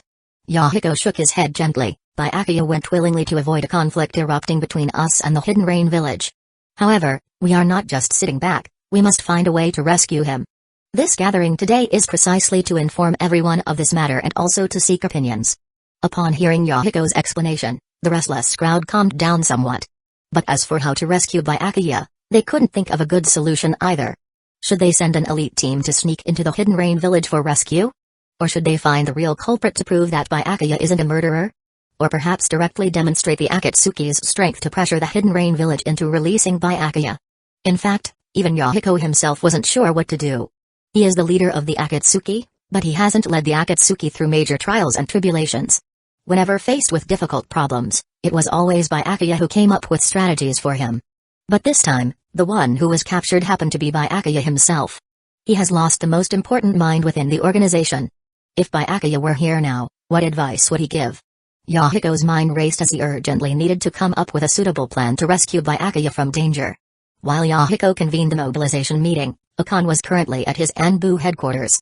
After hearing that her lifesaver, Byakuya, had been taken away, Akane was extremely anxious. Hastily rushing out of the room, she wanted to catch up with the envoy team and rescue Byakuya. But after carefully understanding the situation, Akane gave up on this impulsive idea. Byakuya is a meticulous ninja who wouldn't be captured without preparation. Frankly speaking, Byakuya's actions were likely part of a plot against the Hidden Rain village. After all, Byakuya had mentioned the threat of the Hidden Rain village more than once and always considered them a hypothetical enemy. Thinking this through, Akane abandoned her immature idea and instead began to ponder what Byakuya was actually planning to do. Without any clues, she ultimately decided to manage the Anbu ninjas on Byakuya's behalf. Byakuya's Anbus were all talented individuals who had made significant contributions to the Akatsuki in terms of infrastructure. However, this group also had another identity. They were spies sent by various countries to investigate the Land of Rain. While Lord Byakuya was present, he naturally could overpower them with his strong abilities and methods. Now that Lord Byakuya had been captured, if these people learned about it, it might cause a riot. It wouldn't be impossible for them to launch a rebellion on the spot. But could she really stop them with her own power if they did revolt? Perhaps she needed Nagato's help to intimidate these rogues. After carefully counting the number of Anbu members, Akane frowned. There were clearly 12 ninjas in the Anbu, so why was there suddenly one missing? Had someone taken advantage of the situation to escape? But who could have left her perception range without her noticing? Just as Akane was lost in thought, White Zetsu Shiro emerged from underground. Just as she was about to question Shiro about his whereabouts, a paper clone of Byakuya appeared before everyone. Seeing the familiar figure and the familiar chakra fluctuations, Akane thought she might be seeing things. But soon, Byakuya took control of the situation. After scanning the surroundings with sharp eyes, he turned to Akane and said, "Akane, what are you doing here?" "Well, I do indeed have something to discuss with you." With that said, Byakuya led Akane away from the training ground and into the depths of the mountains. Seeing Byakuya's figure, the Anbu members breathed a collective sigh of relief, glad they hadn't entertained thoughts of escape. It wasn't just the restrictions of the curse mark that they would face. Byakuya's elusive abilities could easily deal with them. However, there was a question in the minds of the Anbu members. Since Byakuya went willingly, why was he appearing here? Could it be true that Hanzo's envoy was really killed by Byakuya? The root spy lurking in the crowd furrowed his brow and took a half step back, blending into the crowd. He was about to report the scene in front of him to Lord Denzo, but just as the root spy was leaving the training ground, Byakuya suddenly emerged from his body, revealing a meaningful smile. After a loud explosion, the root spy was engulfed in flames. The remaining Anbu members, upon seeing this scene, instinctively recoiled, completely dispelling any thoughts of leaving. What happened over there at the training ground? I'll go take a look. Upon hearing the explosion, Akane frowned, but Byakuya stopped her with a gesture. There's no need to go over there. That guy is already dead. Akane hesitated for a moment, feeling like she was worried needlessly. Even though Byakuya had been captured, the Anbu under the Akatsuki were still under his command, no different from before. At that moment, Byakuya looked at Akane with interest and asked, "After I was taken away, how is Yahiko handling the situation? Is he considering negotiating with the Hidden Rain village and using me as a sacrifice?" Lord Yahiko has convened a mobilization meeting to discuss rescuing Lord Byakuya. Akane shook her head, seeming to remember something, and then said, "But now that Lord Byakuya has already escaped, I'll go inform Leader Yahiko to come and see you." "No need, since I'm currently a paper clone. My real body is still imprisoned in the Hidden Rain village's prison. As for meeting Yahiko, let's forget about it. This time, I don't intend to meet him. You're not allowed to tell Yahiko that my paper clone has escaped either." "Why?" Akane looked puzzled. Byakuya smiled mysteriously and said, "Because I want to see how far Yahiko can go. Without passing this test, he can never grow into a qualified leader. Rather than being tainted by the Hidden Rain village in their cooperation, it's better to take this opportunity to undergo a transformation." Let the Akatsuki shed some unrealistic fantasies, and understand more of the harsh reality. Upon hearing this, Akane suddenly recalled something and exclaimed in shock, could it be that the envoy from the Hidden Rain village really? Even you think so? Byakuya showed a look of disappointment.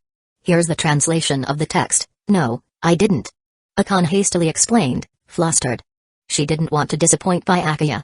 After all, he was the only family she had left in the ninja world. Byakuya's expression instantly changed, and he said, there's another person who attacked the envoy Hanzo. But I know that person's identity. When the opportunity arises, I'll make sure they taste what it's like to be blamed unfairly. Well, let's leave it at that for now. I have other matters to attend to. With that, Byakuya walked towards the training ground, leaving Akane looking bewildered.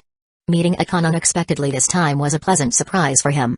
His purpose here was to take away these ninjas under his command. Firstly, it was to keep these unstable elements in check.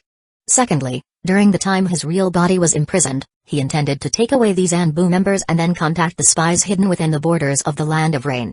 The drama was just beginning. Chapter 74, Hanzo and Denzo's meeting in the Land of Rain. There has always been a considerable number of rain ninjas resisting Hanzo of the Salamander. Some people believe that Hanzo's policy of isolation hinders development, obstructs normal exchanges with the outside world, which is detrimental to the development of the Land of Rain. Another group thinks Hanzo is too weak. The Third Ninja World War was a great opportunity, and the Land of Rain should have taken action to seize the neighboring countries' territories, but Hanzo didn't move. Hanzo is such a coward ninja. Ever since he secluded himself in Hidden Rain Village, both the hardliners and the moderates have expressed dissatisfaction with him. The only ones remaining by Hanzo's side are the fence-sitters. For the ninjas outside Hidden Rain Village, the Akatsuki has a mature and rational approach. Yahiko is responsible for dealing with the moderates, while the remaining hardliners are left to Byakuya. Therefore, even when Byakuya was imprisoned in Hidden Rain Village's jail, he still had subordinates coming to visit him. This visitor was none other than Hidden Rain Village's black market merchant, Jonin Shigur. When Shigur sneaked in to see Byakuya, he was startled because Byakuya had walked out of his cell and greeted him warmly. This scene made Shigur doubt whether Byakuya was truly a prisoner. What prisoner can freely come and go? And was Byakuya's voluntary capture not some kind of conspiracy? Everything seemed peculiar. After greeting Shigur, Byakuya returned to his cell, sat on the cold floor, and said expressionlessly, Shigur, how are things outside? Is Hanzo preparing to kill me? Shigur shook his head and replied, I don't know Lord Hanzo's thoughts, but if this is a misunderstanding, Lord Byakuya, it would be best for you to explain things clearly to him. The Akatsuki and Hidden Rain Village are both ninja organizations of the Land of Rain. There's no need for internal strife. Byakuya glanced at Shigur before saying, there's no need for internal strife, but don't you think Hanzo of the Salamander has grown old? Old enough to be unwilling to think? If he thinks carefully, he should know who really killed the envoy. But he's scared, not of the mastermind, but of the younger, more promising Akatsuki, so he unhesitatingly issued a warrant for my arrest to threaten the Akatsuki. He didn't expect that I wouldn't run but would choose to surrender. After listening to Byakuya, Shigur fell silent. He looked at his mysterious and powerful superior and couldn't help but say, is there really no way for the Akatsuki and Hidden Rain Village to coexist peacefully? That depends on what Hanzo thinks. After speaking, Byakuya moved to the corner of the cell, hiding his body in the shadows. Shigur sighed softly as he witnessed this scene and left quietly. During his time under Byakuya, he had gained a deeper understanding of the Akatsuki. The Akatsuki is an organization dedicated to achieving peace, and its members are passionate young people. In this respect, it is exactly like Hidden Rain Village 20 years ago. However, over time, Lord Hanzo has gradually lost his drive, and Hidden Rain Village has become what it is today. Thus, Shigur did not want to see a conflict erupt between the Akatsuki and Hidden Rain Village. After leaving the prison, Shigur headed to Hanzo of the Salamander's office. He wanted to prevent this conflict from happening, to persuade Hanzo to release Byakuya and avoid the worst-case scenario. Hiding in the shadows, Byakuya watched this unfold silently. He did not believe Shigur could stop the conflict. After reviewing the information sent back by his clone, Byakuya nodded affirmatively. Denzo really is a good ally. I mean, without Denzo, the conflict would not have been so easily sparked. Byakuya was sure to spank Denzo's ass to show his appreciation in the future. Inside the Hidden Rain Village Tower, Hanzo the Salamander was restless. After Byakuya was imprisoned, Hanzo reinvestigated the crime scene. The evidence left at the scene suggests many doubts about Byakuya's involvement in the envoy's assassination. Byakuya is likely not the real culprit, someone else is. But now he is in a difficult position. As a demigod, he cannot afford to make any mistakes. Any error would tarnish the illustrious image he has built, which would be detrimental to his continued rule over the Land of Rain. However, since this morning, he has been receiving bad news related to the Akatsuki. His order to arrest by Akuya has not intimidated the Akatsuki. Instead, it has united them. They have formed a ninja force of over 100 members, hidden within the Land of Rain. This makes him question whether his deterrent power is waning. Worse news followed. After the Akatsuki assembled their forces, chaos ensued throughout the Land of Rain. The chaos was not due to the Akatsuki attacking villages and towns. Rather, it was because the Akatsuki temporarily abandoned the management of these areas, leading to most places in the Land of Rain, except for a few major strongholds like Hidden Rain Village, losing their ninja guardians. In other words, the peace and tranquility that the Land of Rain has experienced for the past 6 months were actually created by the Akatsuki. It had little to do with him, the demigod. Realizing this, Hanzo of the Salamander fell into deep thought. This is both a good and bad thing for him. On one hand, he doesn't have to worry about the Akatsuki lacking successors. On the other hand, he has to start facing the threat posed by the Akatsuki. At this moment, Hanzo had a strange idea. What if he released by Akuya now and promised to let the Akatsuki join Hidden Rain Village? Could he then retire and simply enjoy life? But the next moment, Hanzo shook his head, dismissing his own idea.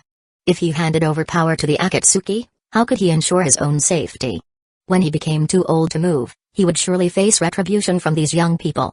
He still wanted to hold his position in Hidden Rain Village for another 20 years. As Hanzo wavered, a rain ninja teleported in front of him, half kneeling. Lord Hanzo, there is a ninja outside the village claiming to be an old friend of yours. They seem to be from Hidden Leaf Village. A Hidden Leaf Village ninja. Could it be Denzo? Hanzo frowned. He had few contacts among Hidden Leaf Village's higher-ups, and the only one who could be considered an old friend was Denzo. The others, like the third Hokage and the Hokage's other advisors, he had hardly met. But why would Denzo come now? Weren't Hidden Stones Village and Hidden Leaf Village about to negotiate peace? Despite his doubts, Hanzo decided to meet Denzo, the Hokage in the shadows, to find out why he was seeking him. On his way to the village outskirts, Hanzo couldn't shake a sense of foreboding. He felt that Denzo's visit must be related to the Akatsuki. Chapter 75, Hidden Agendas. Under the protection of guards, Hanzo of the Salamander arrived at a forest outside the village. Here, Hanzo encountered Denzo dressed in ninja attire, accompanied by a swarm of Enbu from Hidden Leaf Village. Hanzo couldn't help but furrow his brows. In terms of numbers, Denzo brought too many ninjas, 8 squads totaling 33 individuals. These were no ordinary ninjas as they were elite members of Hidden Leaf Village's assassination unit, each surpassing the strength of typical Chunin, a force capable of altering local wars. They should not to be underestimated. After a moment of contemplation, Hanzo looked towards Denzo nearby. Denzo, why have you brought so many people here? Are you planning to attack the Hidden Rain Village? Denzo shook his head and replied, just came to visit an old friend, to see if we can continue our cooperation from last time and weaken the strength of Hidden Stones Village. Hanzo glanced at Denzo and said, aren't your Hidden Leaf Village Enbu constantly hunting down the Jounin of Hidden Stones Village? It takes them over a decade to recover from each loss of Jounin. Denzo sighed lightly, revealing a hint of reluctance in his eyes. That's Minato no Mikage's merit. What does it have to do with me? Hidden Leaf Village is about to hold the election for Hokage. If I can't quickly gain significant merits, that kid will become Hokage. So you're still thinking about the Hokage position? If Hidden Rain Village has such outstanding successors, I will certainly step down and let them take over. The world is better off with younger people. Hanzo retorted, detecting the sarcasm in Hanzo's words. With a smile that didn't reach his eyes, Denzo replied, Minato is different from me. He has always disliked plotting conspiracies in the dark. Once he takes office, it will probably be difficult for us to cooperate as we are doing like before.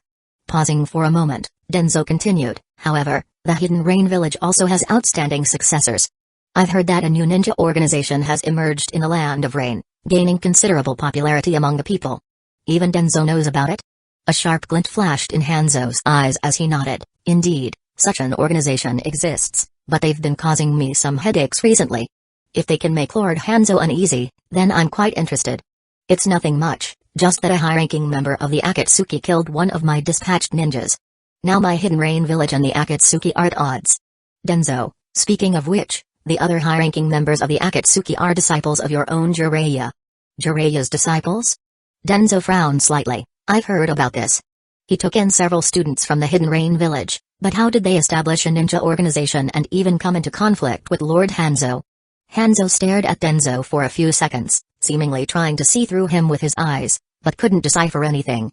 At this moment, Denzo seemed to think of something unsuggested. Since they've clashed with the Hidden Rain village and caused difficulties for Lord Hanzo, why don't we join forces to resolve this trouble? Hearing this, Hanzo looked at Denzo in surprise. They are disciples of Jiraiya. They are almost half of Hidden Leaf village as ninjas. Aren't you concerned about Jiraiya's thoughts? Jiraiya would not know about this, and if I can help resolve trouble for Lord Hanzo, I am willing to assist. However, when I campaign for Hokage, I may need Hanzo's support. With that said, Denzo revealed a gloomy smile. Hanzo didn't immediately accept or reject Denzo's proposal. He stood in place, weighing the pros and cons. From a practical standpoint, the Akatsuki did pose a threat to him. With Denzo's help, the losses in dealing with the Akatsuki could be minimized. But Denzo wouldn't help without a reason. If dealing with the Akatsuki could weaken his competitors, the cost would be too high. If the operation to exterminate the Akatsuki suffered heavy losses, Denzo would undoubtedly be held accountable upon returning to Hidden Leaf village. And there was also a huge doubt, was Denzo's arrival too coincidental? Could it be that there was something valuable within the Akatsuki that Denzo had his eye on? At this moment, Hanzo suddenly remembered something he had overlooked, the red hair of Nagato, a high-ranking member of the Akatsuki. Red hair wasn't rare in the shinobi world, but it was a symbol of the Uzumaki clan. Could Denzo's target be Nagato, suspected of having Uzumaki blood? After all, Uzumaki clan members were the most suitable candidates for being Jinchuriki, and to be elected Hokage, one must firmly grasp such a powerful weapon. Thinking of this, Hanzo no longer hesitated and decided to cooperate with Denzo to eradicate the Akatsuki. By now, whether or not Byakuya had attacked the messenger was no longer important. Since Byakuya had been captured, an irreparable rift had appeared between the Akatsuki and the Hidden Rain village. Therefore, it was best to offend them completely and directly strangle the Akatsuki in the bud. After losing the obstacle in the form of Akatsuki, the Land of Rain no longer had any ninjas that could threaten him. So about the Hidden Rain village's heir, it is more reliable to cultivate one's own people. For example, the senior members of the Akatsuki sure are outstanding but not good for the position of an heir. After all, what is good for the Land of Rain may not necessarily be good for Hanzo, the leader of the Hidden Rain village. In the first half of his life, he made great efforts to save the sweeping country, but he failed in the end. It was time to start thinking about himself. After serious consideration, Hanzo agreed to cooperate with Denzo. What Hanzo didn't notice was that Denzo's eyes were filled with malice. He didn't give a damn about Hanzo, the so-called demigod in the ninja world. However, both sides were very satisfied with this cooperation. Hanzo was glad that he could reduce losses while resolving the troublesome Akatsuki organization, only needing to sacrifice an inconsequential Uzumaki ninja and make a promise. Denzo, on the other hand, was delighted. The plan he had been plotting for months was finally reaching its climax. To create chaos in the Land of Rain. First, he contacted the Akatsuki's senior member, Byakuya, using his desire to become the leader of the Akatsuki, secretly gathering intelligence from the Hidden Rain village, and jointly devising an assassination plan. Now, that boy might still be immersed in the dream of Akatsuki in crisis and then stepping forward to become a hero. Unfortunately, Denzo never intended for Byakuya to become the leader of the Akatsuki. From start to finish, he was only using Byakuya, exploiting his ambitions to create discord between the Hidden Rain village and the Akatsuki, which could threaten Hidden Leaf village's internal organization. Next, all that was needed was to exterminate the Akatsuki together with Hanzo. Then, they could achieve the goal of weakening the Hidden Rain village and gaining a solid and reliable alliance. Chapter 76, Conspiracy. Not long after, Yahiko, stationed at an outdoor base, received a personal letter from Hanzo. Unlike the previous occasions, this time the emissary from Hanzo wore a pleasing smile, behaving cautiously, afraid of angering Yahiko, the leader of the Akatsuki. The reason was simple. Since Yahiko began assembling his forces, he was no longer merely a subordinate of Hidden Rain village in name but the leader of a rebel faction in the Land of Rain, on par with Hanzo of the Salamander in terms of status. Upon opening the letter, Yahiko only glanced at it briefly, before a peculiar expression crossed his face. Seeing this, Nagato and Konan hurried over and asked, "Yahiko, what did Hanzo write in the letter to make you show such an expression?" Yahiko placed the personal letter on the table, gesturing for Nagato and Konan to read it together. After they finished, their expressions turned also stiffened. Hanzo actually claimed that capturing Byakuya was a misunderstanding, merely a test of their mettle to see if they were qualified to become successors of the Hidden Rain village. Seeing that the Akatsuki had assembled their forces and still hadn't harmed civilians, Hanzo knew he hadn't misjudged them. Just like during Hanzo's time, their actions were all for the Land of Rain. They had passed this test and were now qualified to become heirs of Hidden Rain Village. As the leader of Hidden Rain Village, Hanzo decided to forge an alliance with the Akatsuki and, on that day, he would release Byakuya, who had already been taken in as a disciple. After reading this news, Yahiko and the others found it somewhat unbelievable. Hanzo's act of capturing Byakuya turned out to be just a test, and after capturing him, he actually accepted Byakuya as his disciple? This news sounded absurd and full of loopholes upon careful consideration. If Hanzo truly wanted to take in disciples, there was no need for such roundabout methods. He could have just accepted them directly. In the Land of Rain, no ninja could refuse to become Hanzo's disciple. Despite their doubts, only Yahiko made the final decision. With Nagato and Conan watching him closely, Yahiko said solemnly, "I have decided to accept Hanzo's request and go to the designated location for negotiations." "Why? This is obviously a trap." Conan objected in confusion. "To avoid ambushes, I will send people to scout ahead and bring all members to witness the alliance ceremony on that day." Yahiko seemed prepared and resolute in his decision. But Conan wanted to say more but was stopped by Nagato. Seeing Conan's confusion, Yahiko sighed softly and said, "The Land of Rain has suffered too much pain. If there's a chance to peacefully resolve this, I will do my best. And if we don't agree to these conditions, Byakuya will be in danger." Upon hearing Yahiko mention Byakuya, Conan fell silent. Yes, if they didn't agree to Hanzo's peaceful invitation, Byakuya would be in danger. Even for Byakuya's sake, they had to attend this meeting. Ultimately, before Hanzo of the Salamander, they had no choice at all. However, it's quite ironic. Byakuya had always boasted about showing them the cruelty of the ninja world, yet in the end, he turned out to be the most naive of them all. To avoid putting the organization at risk, Byakuya actually willingly surrendered himself.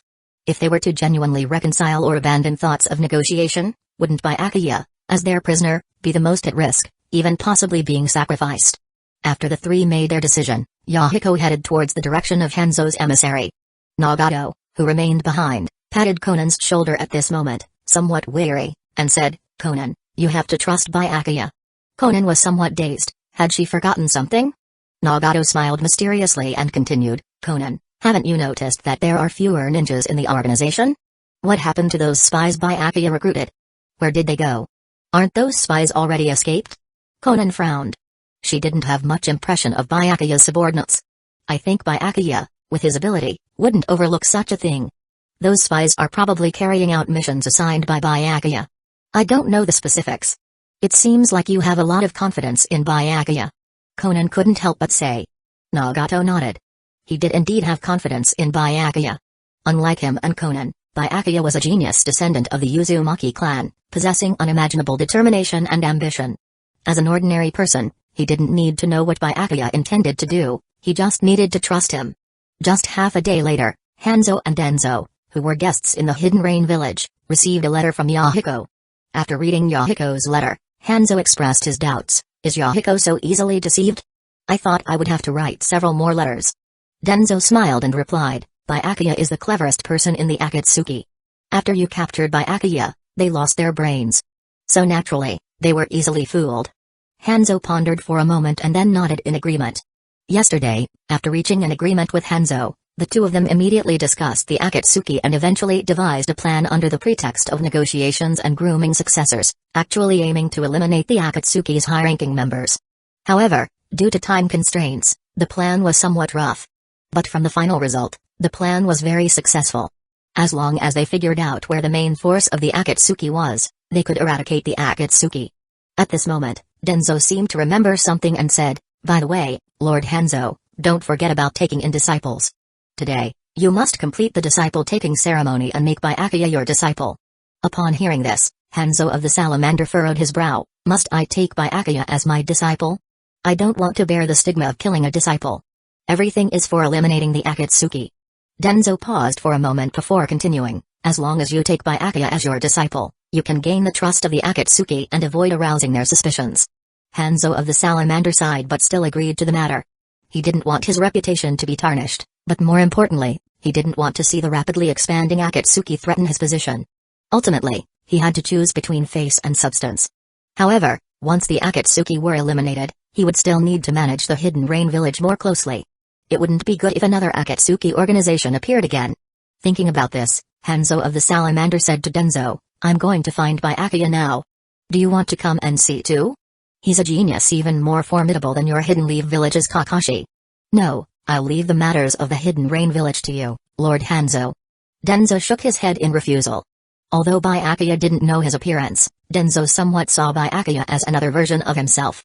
It was just unfortunate that Byakuya, unlike himself, couldn't fully showcase his talent in the small Hidden Rain Village. If he had been born in Hidden Leaf Village, everything would have been different. Chapter 77, Calm Before the Storm. While Byakuya seems to sulking in a corner by himself, Hanzo came to find him. Seeing Byakuya crouched in the corner, Hanzo felt a bit of a daze, recalling his own misunderstood youth. He sighed softly in his heart. Back then, he had been just as naive. Naive enough to want to change the state of the Land of Rain, to make it a great nation outside of the 5 great villages. But unfortunately, hot-blooded passion couldn't withstand the harsh realities. Now, he has to start crushing the dreams of the young. When Hanzo saw Byakuya, Byakuya had already sensed his arrival. He wasn't surprised at all by Hanzo's visit and could roughly guess what Hanzo wanted. It was nothing more than temporarily pacifying him and then taking the opportunity to destroy the Akatsuki. As long as Denzo was involved, there was no way the Akatsuki and the Hidden Rain Village could reach an agreement. Peace was a distant dream. Thinking of this, Byakuya didn't wait for Hanzo to speak. He took the initiative and said, Lord Hanzo, why have you come today? Have you found evidence that I killed the Jonin and come to execute me? Seeing Byakuya's arrogant demeanor, Hanzo felt his guilt lessen considerably. If he had been this egotistical in his youth, he wouldn't know how many times he would have died by now. But for the sake of the upcoming opportunity, he had to put on a smile. I've investigated carefully these past few days.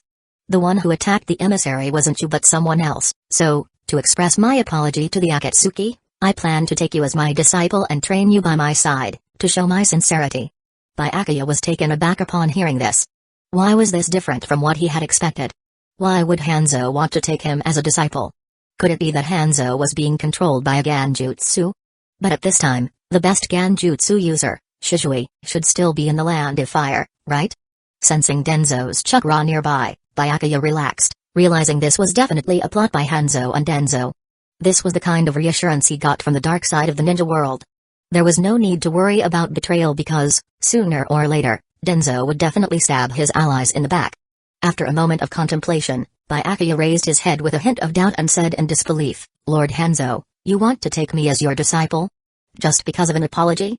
Hanzo nodded, of course, it's not just that. I also want to understand the Akatsuki's ideology from you. By taking you as my disciple, I'll have a reason to persuade others to accept the Akatsuki. As a high-ranking member of the Akatsuki, you should know the organization is divided into different factions. Hidden Rain Village is the same. Many times, as the leader, I can't act unilaterally. I have to consider the opinions of the majority. Hidden Rain Village is like that too? Byakuya nodded skeptically. Seeing Byakuya's disbelief, Hanzo proactively opened the cell door. As he led Byakuya out, he said, actually, I found the culprit who attacked the emissary long ago. I just wanted to test you, young people, so I invited you here as a guest. Byakuya didn't even bother to mock Hanzo's clumsy lie. However, since the other party was performing a comedy skit in front of him, he naturally had to cooperate. He immediately played the role of a young man who was doubtful of the villain. Hanzo could see Byakuya's skepticism but didn't care. He was acting like this for the Akatsuki. Whether Byakuya believed him was irrelevant. If Byakuya was truly smart, he should understand Hanzo's intentions.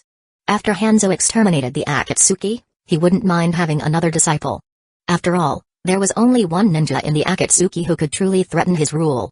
That was the Akatsuki's Yahiko. Yahiko's presence was so dazzling that it made Hanzo, the demigod, look insignificant. Someone so naive and full of dreams shouldn't exist in the ninja world. Over the next few days, Hanzo appeared in public several times with Byakuya. He expressed goodwill toward the Akatsuki and his intention to take Byakuya as a disciple. He talked about creating a beautiful land of rain with the Akatsuki and the Hidden Rain Village at its core. Many ninjas from the Hidden Rain Village were skeptical of Hanzo's actions. However, out of trust in Hanzo and fear of civil war, they chose to believe him. They didn't want the Akatsuki and the Hidden Rain Village to go to war, which would plunge the whole Land of Rain into chaos. The day before the peace talks between the Hidden Rain Village and the Akatsuki, Hanzo officially accepted Byakuya as a disciple in the Hidden Rain Village Tower. Witnessed by a group of Hidden Rain Village ninjas, Byakuya became Hanzo's disciple. This was the first time Hanzo had ever taken a disciple. Looking at Hanzo and Byakuya on the stage, the ninjas and villagers of the Hidden Rain village were very pleased. They had heard of the good reputation the Akatsuki had within the Land of Rain. The alliance between the demigod and the Akatsuki would make the Land of Rain stronger and avert a potential crisis. After the discipleship ceremony, Hanzo went to Byakuya's room. Once he had dismissed a Jonin responsible for surveillance, Hanzo looked at Byakuya and smiled. I know you don't believe me, but tomorrow you will understand. I truly do not want to see another battlefield in the Land of Rain. I sincerely want to negotiate peace with the Akatsuki. Byakuya glanced at Hanzo with a blank expression and said, Of course, I believe in you, Lord Hanzo. Hanzo could see through Byakuya's insincere demeanor. He sighed and said, Time will prove everything. Besides, I am now your sensei. Byakuya nodded and replied, Yes, I believe in Hanzo sensei. Faced with Byakuya's perfunctory response, Hanzo secretly shook his head. He couldn't fathom how Yahiko put up with Byakuya on a daily basis. These past few days had nearly driven him mad. Byakuya seemed to have seen through Hanzo's entire scheme yet was still forcing himself to go along with the performance. However, Hanzo and Denzo's plan was a transparent plot, and it didn't matter if someone saw through it. The Akatsuki couldn't counter it anyway. The reason the Akatsuki had quickly become a threat to the Hidden Rain village was due to the support of the ordinary ninjas. If the Hidden Rain village now extended goodwill and the Akatsuki refused to negotiate, the core of the Akatsuki would be shaken, making it difficult for them to pose a threat again. And once the Akatsuki participated in the talks, they would fall into the ambush set by Hanzo and Denzo. After one last glance at Byakuya, Hanzo tightened his surveillance on him. The number of Jonin guards increased from 2 to 4, and a barrier was also set up. Having done all this, Hanzo headed out of the village to discuss further with Denzo. They needed to ensure that tomorrow's operation would go off without a hitch. Chapter 78, Dealing with the Salamander. As dawn was just breaking, Hanzo led a large number of elite ninjas away from Hidden Rain village. Leaving at the same time were the Hidden Leaf village and those stationed outside the village. To deal with the increasingly powerful Akatsuki, Denzo and Hanzo decided to join forces and completely annihilate the Akatsuki at the meeting location once and for all. The large movement of troops could not escape the notice of the Hidden Rain village ninjas. However, in the minds of most Hidden Rain village ninjas, Hanzo had simply gone out to negotiate with the Akatsuki, and in a day or two, they expected to hear good news from afar. But for the Jonin remaining in the village, Hanzo's departure was far from simple. If Hanzo was truly going to negotiate, he wouldn't have taken so many people, nor would he have taken ninjas from other villages. It was merely the calm before the storm. Thinking of this, Shigure, who was patrolling the outer walls of Hidden Rain village, sighed softly. He really didn't want to see a conflict between Hidden Rain village and Akatsuki, but he was powerless to change it. From the moment he wanted to see Hanzo but was told that Lord Hanzo was not seeing anyone, he understood Hanzo's determination. At this moment, Byakuya silently walked out from behind Shigure and patted him on the shoulder. Startled, Shigure turned and saw Byakuya, showing a shocked expression. Lord Byakuya, didn't you go to the meeting with Lord Hanzo? Byakuya glanced at Shigure and said meaningfully, Do you really think Hanzo is going to negotiate with the Akatsuki? Hearing this, Shigure fell silent. Then, Shigure saw Byakuya walking towards the village, panicking and subconsciously asking, Lord Byakuya, what are you going to do next? We might even have to fight Hanzo-sensei later. How can we not prepare in advance? And with Hanzo not here, I naturally have to take over Hidden Rain village. Byakuya showed a matter-of-fact expression, then seemed to remember something and said, But since you are a Jonin of Hidden Rain village, I will allow you to find someone to stop me once if you wish to see Hidden Rain village destroyed. Byakuya's voice was very low, and Shigure had to strain to hear it. But the lower the voice, the more frightened and uneasy Shigure felt.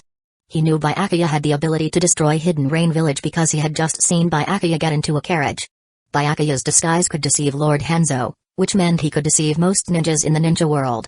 After solving the disguise problem, even the simplest assassination of a daimyo or using explosive tags to create chaos, Byakuya could bring Hidden Rain village down to drain. After hesitating for a few seconds, Shigure followed Byakuya, making his choice. Glancing at Shigure behind him, Byakuya headed to the habitat of the salamander, preparing to deal with Hanzo's summoning beast, a giant salamander. During his stay in Hidden Rain village, he had been searching for the salamander's whereabouts. These actions utilized Shiro's disguise to deceive Hanzo and create an opportunity to separate Hanzo from the salamander. After all, half of Hanzo's strength came from his summoning beast, the salamander. Without the salamander's terrifying poison gas, which could destroy entire ninja armies, Hanzo would not be considered on par with the 5 Kage. A few minutes later, Byakuya arrived at a dark, damp cave. Inside the cave was a massive pond bubbling with gas. The salamander rested inside, ready to respond to Hanzo's summons at any moment. Outside the cave, 5 or 6 ninjas wearing gas masks stood guard. The moment Shigure saw the cave, he understood what Byakuya intended to do. But the salamander was not an easy beast to deal with. Without wearing a gas mask or taking antidote medicine in advance, inhaling the poison gas would render anyone powerless. Only Hanzo had the antidote for the salamander's poison. In the next moment, Byakuya acted directly. He threw a stone wrapped with numerous explosive tags into the pond, causing a violent explosion that sent water splashing over 10 meters high. Under the dual impact of the poison gas and the blast, the ninja guards turned purple and lost their combat ability. The furious salamander emerged from the pond, locked onto Byakuya, and lunged at him. Seeing this, Shigure swallowed nervously and began to pray about Byakuya's safety, but then he wondered silently which side he hoped would win. It seemed he didn't have an answer to that question. Facing the salamander's attack, Byakuya, who had long been prepared, dodged to the side, avoiding the attack. He then flew into the sky, drawing several black rods he had prepared in advance, and threw them. With a few sharp sounds, the black rods pierced the salamander's body, significantly slowing it down. The salamander glanced at Byakuya in the air, thinking of using summoning jutsu to escape. However, the black rods restricted its chakra flow, preventing it from performing any jutsu. It could only watch as Byakuya descended from the sky and landed on its head. Next, 8 adamantine chains emerged from Byakuya's back, binding the salamander like seafood at a market. Patting the salamander's smooth head, Byakuya fed several wood-style seeds into the salamander's mouth through a gap, then released the adamantine chains. Just as the freed salamander was about to resist, it felt a sharp pain inside its body, rendering it immobile. Those wood-style seeds began to absorb the chakra inside the salamander, quickly growing. Glancing at the struggling salamander and then at Shigure not far away, Byakuya stroked his chin and remarked with some sentiment.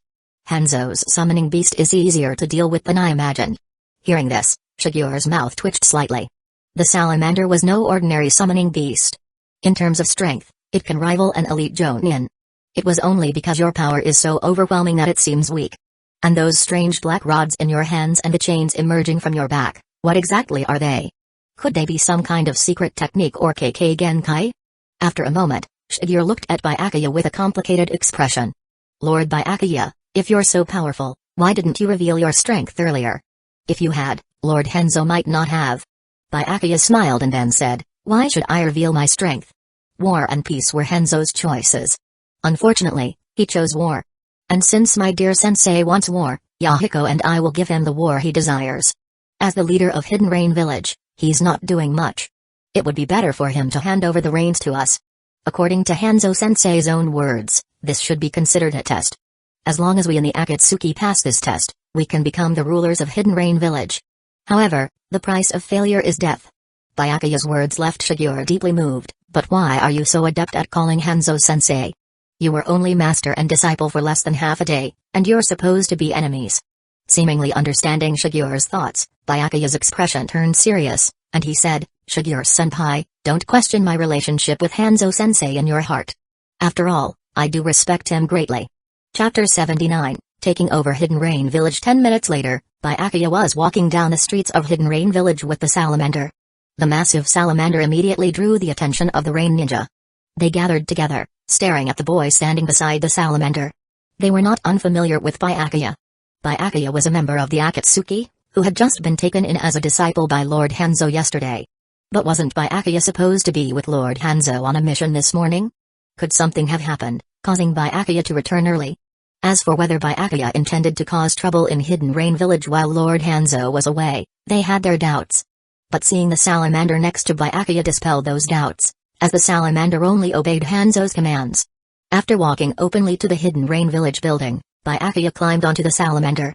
Standing on the salamander's head, Byakuya looked down at the gathered Hidden Rain Village ninjas and calmly began to speak. You may have heard my name before, but for those who are not familiar, let me introduce myself again. I am Byakuya of the Akatsuki, and also a disciple of Hanzo sensei. Today, I am here to take over Hidden Rain Village. Hearing this, the surrounding rain ninjas were taken aback. Lord Hanzo had just left, and now you're taking over Hidden Rain Village? Are you serious? This kind of major decision would have been announced by Lord Hanzo in the village beforehand. Such a sudden move seemed impossible, But the fact remained that Byakuya was accompanied by the salamander. Reluctantly, the rain ninja turned their eyes towards Shigeru, who was one of the senior jonin in the village and should know what was going on. Feeling the intense stares, Shigeru stammered, unable to give a clear answer. Seeing this, many of the seasoned ninjas began to guess the truth, but faced with the salamander at Byakuya's feet, they chose to remain silent. Byakuya now controlled the salamander. If he released its poison, it would affect the entire Hidden Rain village. Ninjas might be able to resist the salamander's poison, but ordinary people would not be able to withstand it. What made them even more hesitant was Byakuya's control over the salamander. It didn't matter what method he used, the important thing was that he had control and had managed to deceive Lord Hanzo. Even if they stood up to resist now, it would only lead to unnecessary casualties. Moreover, the main forces of the village had been taken away by Lord Hanzo during the day. Those left behind were the old, weak, and infirm. In this situation, they could only pretend they hadn't heard anything, silently watching Byakuya's performance. At this moment, the hidden members of the Akatsuki in the crowd began cheering and shouting, extending their palms and loudly declaring, "Welcome, Lord Byakuya, to take over Hidden Rain Village. Lord Byakuya is the new leader." Upon hearing similar voices around them, the Rain Ninjas' faces turned pale. If they didn't act now, Hidden Rain Village would truly change leadership. When Lord Hanzo would return, these civilians might believe that Hidden Rain Village had indeed changed leaders. However, did Lord Hanzo really have no intention of passing on the leadership position to Byakuya? If he truly had no such intention, why did Lord Hanzo take Byakuya as his disciple yesterday? Could it be that Lord Hanzo is seriously ill, and yesterday was to settle his affairs? After a moment of imagination, the Rain Ninja completely gave up their thoughts of resistance, blending in with the surrounding crowd. Shigeru, who witnessed everything, had a complete breakdown in mentality. Wasn't there anyone in Hidden Rain Village who could put up a decent resistance? Why did everyone choose to surrender just like him? Aren't they afraid of Lord Hanzo returning for retribution? However, what Shigeru didn't know was that Lord Hanzo had already taken away all the capable forces to deal with the Akatsuki, leaving behind only pacifists and wavering individuals in the village. Moreover, the Akatsuki's reputation wasn't bad. Heck, it was even better than Hidden Rain Village's. Many ninjas who frequently traveled in the countryside knew that Hidden Rain Village's status in the towns was inferior to that of the Akatsuki. Regardless of who won, both were ninja organizations of the Land of Rain. For these low-level ninjas and civilians, there was a difference, but it wasn't significant. With the support of the crowd, Byakuya smoothly entered Hanzo's office. Sitting down on the genuine leather chair, he began flipping through the documents on the desk. Byakuya, delighted by what he saw, picked up a pen from the table and began reviewing the documents.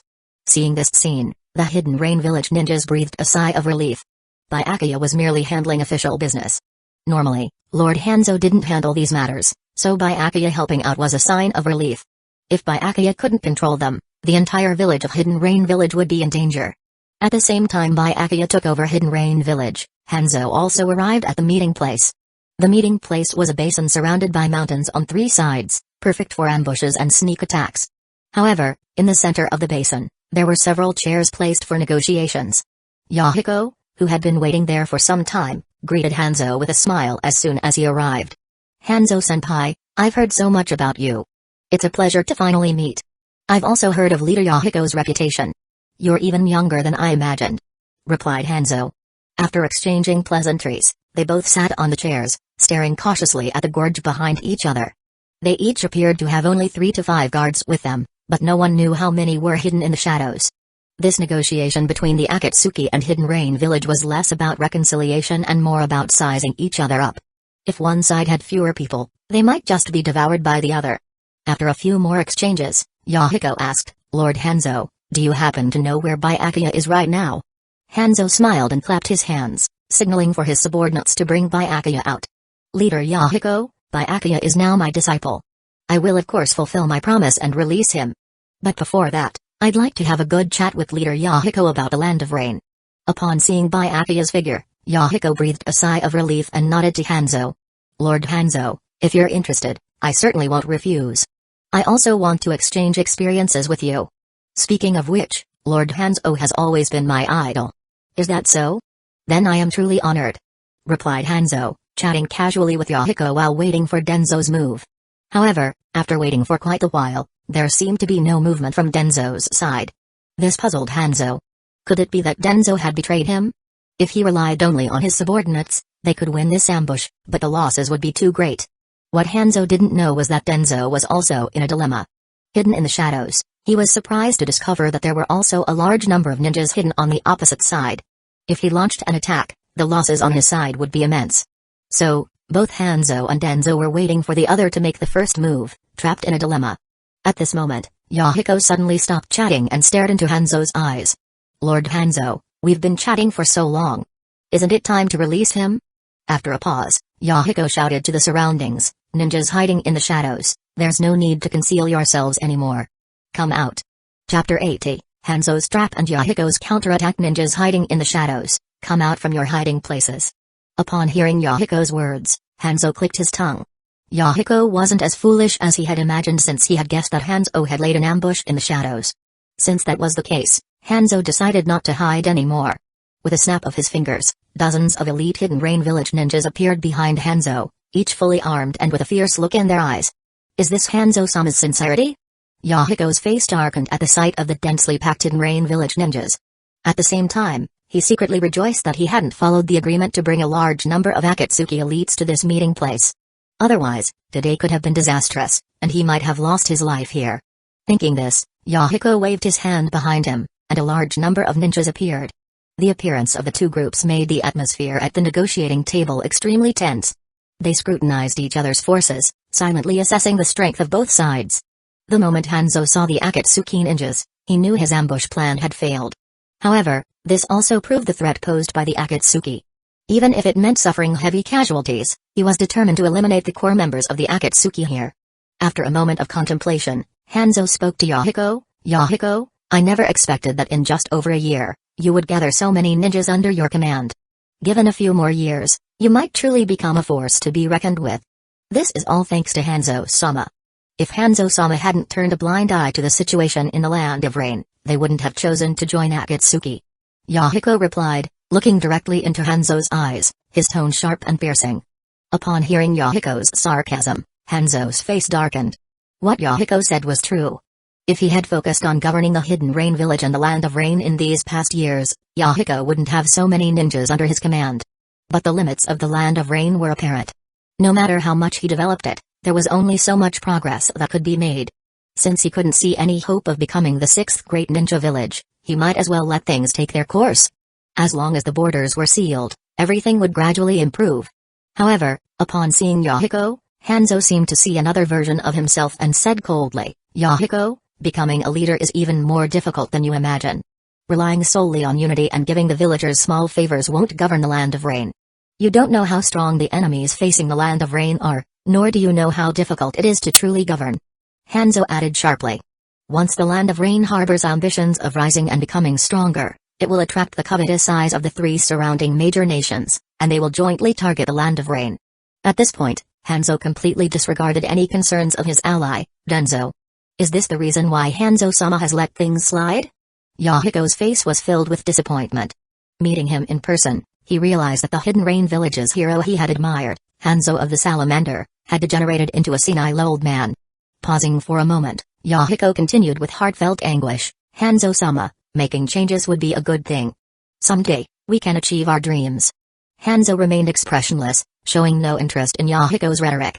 He hadn't forgotten that today's goal was to eliminate the Akatsuki, not debate with them. He only needed to physically resolve Yahiko and his people. With this in mind, Hanzo stopped wasting words and used the teleportation jutsu to bring Byakuya over.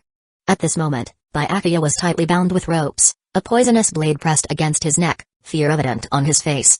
Seeing this scene, Yahiko frowned deeply. Hanzo, what is the meaning of this? Hanzo remained emotionless as he calmly stated, Yahiko, I didn't come here today to negotiate. I came to give you a choice. Are you choosing to watch Byakuya die, or are you willing to exchange your life for his? Upon hearing this, Yahiko froze. Nearby, Konan and Nagato were also stunned. Hanzo's true purpose in coming to negotiate this time was unexpectedly to force Yahiko into a situation where he would either watch Byakuya die or offer his own life. The Akatsuki had never done anything against the Hidden Rain Village, and Yahiko's hands were not stained with blood. However, Yahiko found himself caught in a dilemma. Hanzo had given him a difficult choice. If Yahiko refused to sacrifice himself, Byakuya would be killed directly. But if Yahiko really died, would Hanzo truly honor the agreement? At this moment, Yahiko suddenly remembered what Byakuya had once told him, that when faced with a dilemma, no matter how you choose, it's always wrong. The best solution is to make them face the same dilemma. If all else failed, simply beat the questioner senseless, and the problem would be perfectly resolved. Back then, he had thought Byakuya was being unreasonable, behaving like a child, stubborn and unreasonable. But now, it seemed like he had no choice but to make the same decision.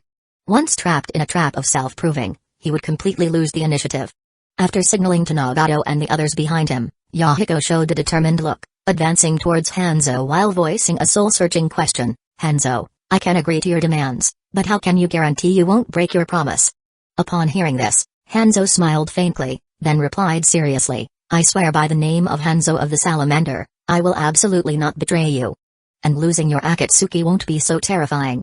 Hearing this, Yahiko sighed softly and continued to approach Hanzo. Just as he was about to reach Hanzo, Yahiko suddenly drew the short sword from his waist and thrust it directly at Hanzo's body. Taking down Hanzo would solve everything. Seizing this opportunity, Konan and Nagato also disappeared on the spot, using teleportation jutsu to rescue Byakuya. Swish! But Yahiko's attack missed as Hanzo effortlessly dodged his strike. Simultaneously, Hanzo glanced towards where Konan and Nagato had disappeared, and with a low growl, he roared. Fire style, exploding flame formation. The ground beneath Byakuya suddenly transformed into exploding tags, seemingly imbued with life as they flew towards Konan and Nagato, causing a dense explosion. The exploding tags naturally couldn't harm Konan and Nagato, but Byakuya might not be as fortunate. As Konan and Nagato anxiously looked towards Byakuya, a figure emerged from the flames, not Byakuya, but someone completely unfamiliar to them. That's not Byakuya. Where is Byakuya? Realizing this, Konan and Nagato were puzzled. Meanwhile, Yahiko looked towards Hanzo and demanded, Hanzo, where have you hidden Byakuya? Hanzo looked bewildered. In truth, he had no idea where Byakuya had gone. However, since his plan to make Yahiko commit suicide had failed, he now had to deal with these young individuals himself. Issuing a kill-on-sight order, Hanzo unsheathed a sickle attached to a chain from his waist and lunged toward Yahiko's position. Chapter 81, Experiencing the might of a demigod in the narrow basin, the Akatsuki and Hidden Rain Village were engaged in a fierce battle. The cause of the fight was not just a mere misunderstanding, the deeper reason was a clash of ideologies. As the new faction in the Land of Rain, the Akatsuki were not satisfied with their current status and challenged Hidden Rain Village. Hidden Rain Village, being an established power, was also unwilling to see the rise of the Akatsuki, as it threatened their position. To the observer, Denzo, it did not matter who would win or lose. He was only concerned with weakening Hidden Rain Village and gaining enough benefits from the situation. Standing on a cliff, Denzo looked down at the battlefield below while waiting for the right moment to step in. Among the combatants, he focused particularly on Yahiko, Nagato, and Konan. These three ninjas, who had been taught by Jiraiya, were exceptionally strong. Each had the strength of a jonin, and together they could hold their own against Hanzo. This fact made Denzo frown. It was worth noting that the last ninjas who had fought Hanzo to a standstill were called the Sannin of Hidden Leaf Village, who now held significant positions in the ninja world. Although Hanzo's strength had diminished with age and he had not yet summoned his salamander, his signature summoned beast, it still proved the potential of Yahiko, Nagato, and Konan. It was a grave mistake that Jiraiya had nurtured such ninjas in an enemy nation and not brought them back to Hidden Leaf Village. After both sides would exhaust most of their strength, Denzo would give the order to assist Hanzo's forces. However, he stayed on the cliff, with no intention of joining the fight, which puzzled Ryuma Aburame standing beside him. After all, Denzo usually acted alongside them.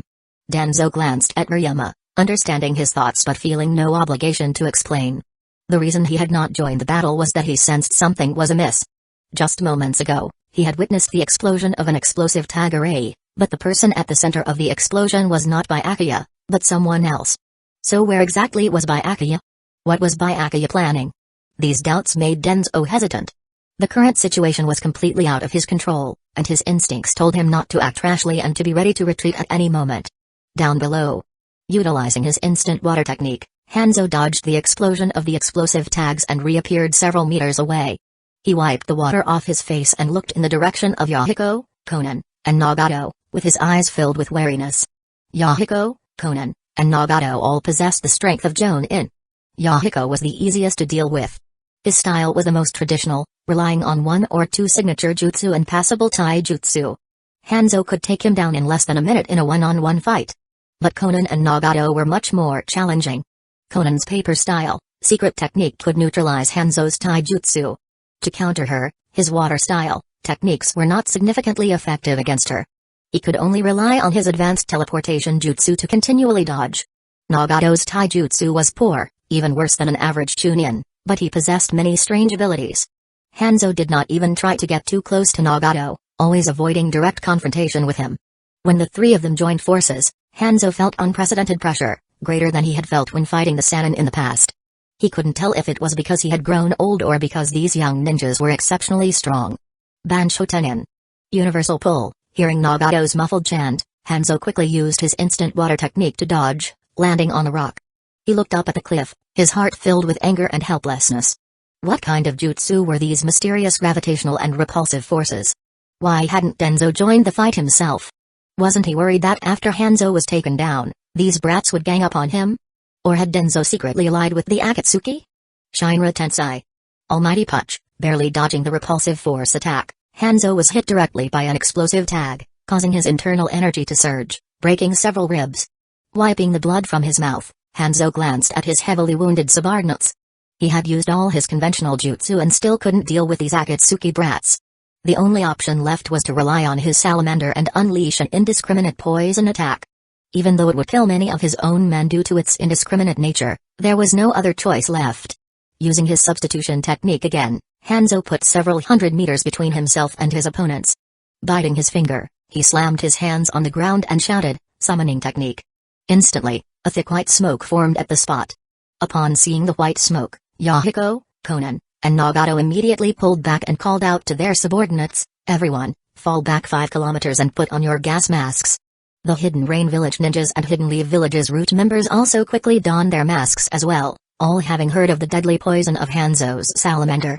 A few seconds later, the dense white smoke dispersed, revealing the salamander's axolotl-like true form. Standing on its head was a young figure chewing on a grass stalk. The young figure was Byakuya. When the salamander was summoned, Byakuya jumped onto its back, being transported to the battlefield along with it. Byakuya's striking entrance drew everyone's attention. Seeing Byakuya appear with the salamander, Yahiko, Konan, and Nagato were stunned. They had never expected him to show up in such a manner. "Byakuya, so you're okay, but how did you end up here?" Yahiko asked worriedly. Nagato and Konan also expressed their concern, but more than that, they were shocked. "We'll catch up later." Byakuya leaped off the salamander and looked at Hanzo ahead, speaking in a calm tone, "Hanzo-sensei, I'm here to inform you that I've taken over Hidden Rain Village. If you don't want to die, it's best to surrender as soon as possible. I don't want to be known as a teacher killer, although my reputation isn't that great to begin with." Taken over Hidden Rain Village? Even Yahiko was stunned by this revelation. He had been fighting on the front lines, planning how to rescue Byakuya and even engaging in battle with Hanzo, the leader of Hidden Rain Village. And now, he was being told that Byakuya was not only safe but had also taken control of Hanzo's village. The twists and turns of the situation and the sheer volume of information left him struggling to comprehend it all. However, Hanzo quickly pieced it together. Byakuya had not only managed to deceive him but had also, in just one morning, gained control of his summoning beast and taken over Hidden Rain Village. After accomplishing all this, Byakuya now stood before him, claiming he did not want to kill him. Feeling an indescribable sense of humiliation, Hanzo gripped the hilt of his sword tightly and used the teleportation jutsu to appear in front of Byakuya, slashing down hard.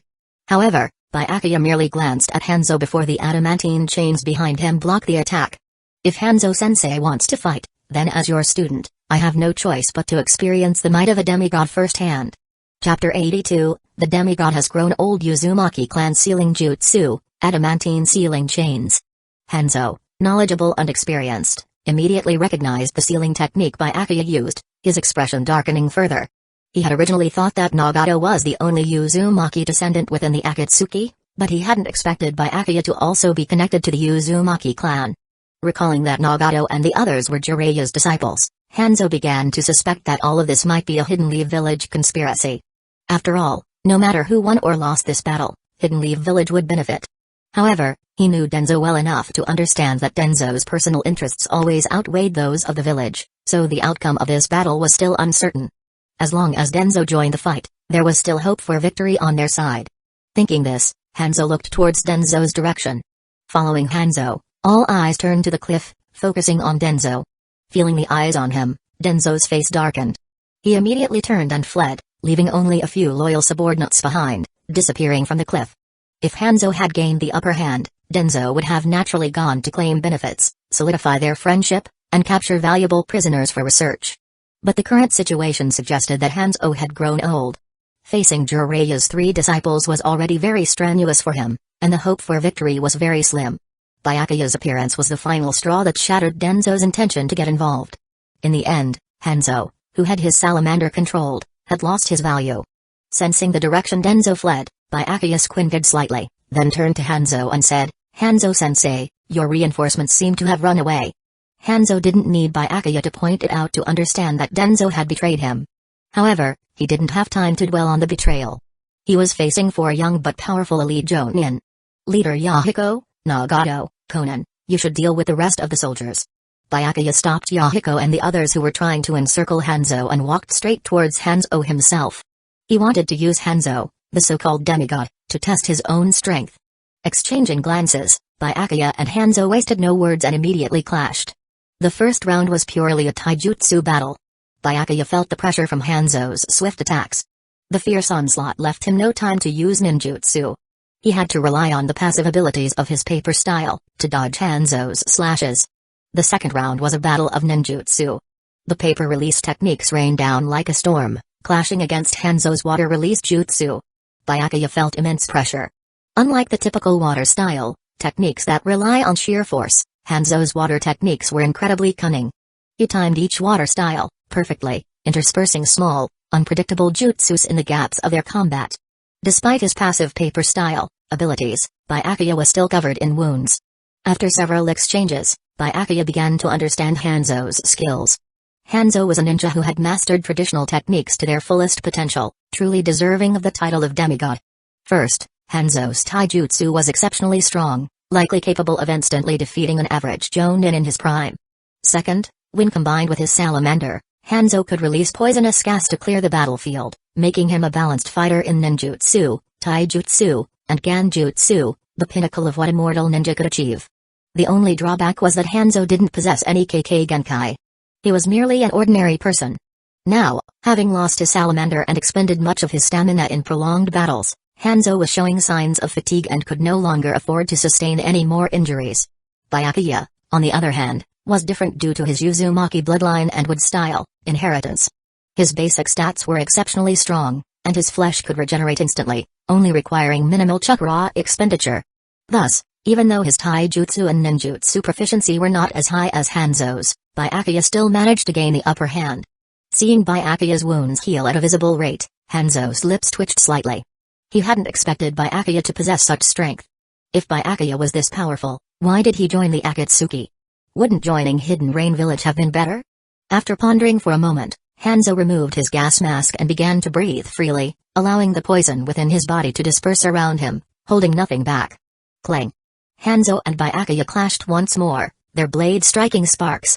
After creating some distance, Byakuya glanced at Hanzo, who had removed his mask, and then donned his own gas mask, covering his body with a sealing jutsu barrier. Next, Byakuya used the teleportation jutsu to appear in front of Hanzo, slowly raising his palm. With a soft squelch, a wooden spike pierced through Hanzo's body. Hanzo looked at the spike protruding from his body, his eyes wide with disbelief as he stared at Byakuya. This was no ordinary weapon, it was the long-lost wood-style, KK Genkai. Byakuya had not only mastered the Uzumaki clan sealing techniques but also possessed the first Hokage's wood style. Seeing the shock in Hanzo's eyes, Byakuya said calmly, "Hanzo-sensei, you should surrender. If you surrender now, I can guarantee the safety of Hidden Rain Village. You wouldn't want to see your villagers and loyal subordinates skinned alive, to suffer, would you?" Hanzo remained in a state of shock. The sight of wood style had shaken him deeply. Although he considered himself the demigod of the ninja world, it was a title given out of respect, not an indication of true divinity. As for the god of shinobi, the first Hokage, it was a title that emerged as invincible after Hashirama Senshu, with very high prestige. After carefully listening to Byakuya's words, Hanzo gradually began to think rationally. It seemed that his adopted disciple was using the threat of civilians and subordinates to ambush him, lacking the grandeur expected of someone with a wood-style bloodline, more like a conspirator hiding in the corner. He, and even Yahiko of the Akatsuki, seemed to have been manipulated by Byakuya. Byakuya was the mastermind behind all of this, the ultimate winner. After casting a complex look at Byakuya, Hanzo nodded towards him and then waved his hand towards his remaining subordinates, saying, "Surrender. We have lost this time." Upon hearing this, the Hidden Rain Village ninjas who were still in battle dropped their weapons one after another and chose to surrender. For them, many of the Akatsuki ninjas were former comrades, making it difficult for them to strike hard. Hanzo's words now provided them with a suitable reason to surrender. Soon, on the battlefield, only the root ninjas continued to struggle. But under the onslaught of the Akatsuki, they couldn't make much of an impact, and soon, those who could not flee died. This innocent trap orchestrated by Hanzo and Denzo ultimately miscalculated. Chapter 83, The Birth of Akatsuki's Will. On the way back, Hanzo sat in the same prisoner carriage that Byakuya once occupied. The carriage was luxuriously decorated and comfortable, but it couldn't change the fact that Hanzo was a prisoner. Staring at the gray sky, Hanzo felt an overwhelming complexity in his heart. He didn't know where he had lost.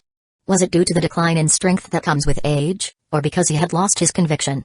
All he knew was that he was a loser now, uncertain of what fate held for him. Unlike Hanzo of the Salamander, the Akatsuki members responsible for escorting him felt that the scene before them was somewhat surreal, probably an illusion. In just a few months, the Akatsuki had transformed from an underground organization active within the borders of the Land of Rain into a powerful group capable of defeating a ninja village. Hanzo, a hero of Hidden Rain Village, had also been captured alive by Byakuya. They weren't sure why Hanzo had surrendered, but one thing was certain: Hanzo had lost miserably when facing the higher-ups of the Akatsuki. After checking the seals on Hanzo, Byakuya returned to Yahiko and the others. Yahiko, unable to understand the situation, asked, "Byakuya, what happened after you were taken to Hidden Rain Village? How did you suddenly become Hanzo's disciple and even control the salamander? And what did you say to Hanzo to make him surrender?" Hearing Yahiko's questions, Conan also looked at Byakuya. They had too many doubts they wanted to be answered. Byakuya showed a mysterious expression, and cautiously glanced around, before answering. "It was because of the will of Akatsuki. I firmly believe in the will of Akatsuki. It was this will that gave me the strength to see through Hanzo's schemes and successfully persuade Hanzo-sensei to surrender." Byakuya's answer was very formulaic, but it made Yahiko and Conan stunned for a moment. Will of Akatsuki? What the fuck, this dude is so high on? Who in the organization didn't know that Byakuya was the least believer in Akatsuki's ideals? And wasn't it still just a conceptual stage? How did it suddenly become the will of Akatsuki? Moreover, such a thing as the will of Akatsuki couldn't possibly enhance one's strength. Facing Yahiko and Conan's skeptical gazes, Byakuya looked innocent. He had clearly confided in his comrades, which was a display of immense courage, yet Yahiko and Conan simply didn't believe him. His strength had indeed grown along with the development of Akatsuki. He was just being honest. Feeling helpless, Byakuya slowly began to speak. "I told Hanzo-sensei that if he didn't surrender, I would control the salamander to release its poison within Hidden Rain Village." Hearing this, Yahiko and Conan gasped but nodded in agreement. Byakuya had actually used the lives of civilians to coerce Hanzo into surrendering. Although extremely cruel and inhumane, it was definitely something Byakuya would do. After a brief pause, Byakuya continued, "As for the matters in Hidden Rain Village, I had spies planted in advance. I knew long ago that Hanzo planned to act against the Akatsuki, but you never believed me. It was also easy to fool Hanzo. All we needed was someone to use the transformation jutsu. As for provoking Hanzo into starting the war, that's enough." Yahiko raised his hand to stop Byakuya from continuing. He didn't want to hear any more details from Byakuya. Yahiko could tolerate Byakuya's boastful attitude, but provoking Hanzo into starting a war? "Byakuya, weren't you supposed to be the victim? How could this have been premeditated?" If Byakuya continued, Yahiko might start doubting the true nature of the Akatsuki. The Akatsuki was supposed to be a peace-loving organization advocating mutual understanding, but now it sounded sinister, like an underground terrorist organization. "You were the one who asked." Byakuya's eyes showed a hint of grievance. Yahiko couldn't stand that look. However, things had already reached this point, and pursuing it further would be pointless. At least, the Akatsuki was free from Hidden Rain Village's constraints and could now develop freely. At this moment, Conan noticed that the path ahead wasn't leading back to the base. She asked, puzzled, "Yahiko, Byakuya, isn't this the route to the base?" "Of course not. We're going to take over Hidden Rain Village. After defeating Hanzo of the Salamander, we are the rulers of the Land of Rain." Byakuya and Yahiko nodded in agreement. They both understood that after defeating Hanzo, Hidden Rain Village naturally fell under Akatsuki's control. With Hidden Rain Village as a platform, they could better develop the Akatsuki. A few hours later, Byakuya and the others arrived at Hidden Rain Village. Looking at Hidden Rain Village, shrouded in rain, Yahiko felt a mix of excitement and anxiety. Excitement because the Akatsuki would finally have a ninja village of their own. Anxiety because he wasn't sure if they could really manage a village, or even a country, in the future. He still remembered everything Hanzo had said to him. He worried that he might become the next Hanzo, only to be defeated by a future version of the Akatsuki, starting an endless cycle. When they reached the gates of Hidden Rain Village, two factions were confronting each other. Since Byakuya had been taken away by the summoning jutsu, the atmosphere in Hidden Rain Village had become tense. The ninjas representing the Akatsuki and Hanzo's factions were on the verge of conflict as if a battle could break out at any moment. However, they all knew that the real outcome would be decided on the main battlefield. So, both sides maintained their restraint. At that moment, the two factions noticed Byakuya and the others leading the way. The ninjas from Hanzo's faction knew their leader had been defeated, marking them as the losers. However, Hanzo's defeat didn't necessarily mean their complete loss. As long as the village still existed, they would rely on it.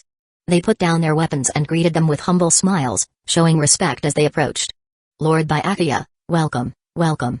Byakuya glanced at them and said indifferently, if you need anything, speak to Leader Yahiko. I'm very busy, so do not disturb me. After speaking, Byakuya walked deeper into Hidden Rain Village, disappearing from everyone's sight. Byakuya had little interest in dealing with opportunists. Handling internal affairs was troublesome and offered little benefit. It was better to leave it to someone with more affinity like Yahiko. Byakuya preferred to remain a silent major stakeholder. Moreover, Hanzo had accumulated a considerable amount of wealth over the years, all of which needed to be managed by his disciple. After Byakuya left, the Hidden Rain Village Jonin turned to Yahiko with a flattering expression and said, Lord Yahiko, shall we have a discussion? Yahiko took a deep breath and nodded. He knew this group were bootlickers, but unlike Byakuya, he needed to start getting used to dealing with them. If not handled properly, this group would eventually become a hidden threat within the village. He planned to use Akatsuki's rules to restrain these people's behavior and gradually reform Hidden Rain Village in the Land of Rain. Chapter 84, Change of Leadership. 3 days had passed since the Akatsuki took control of Hidden Rain Village.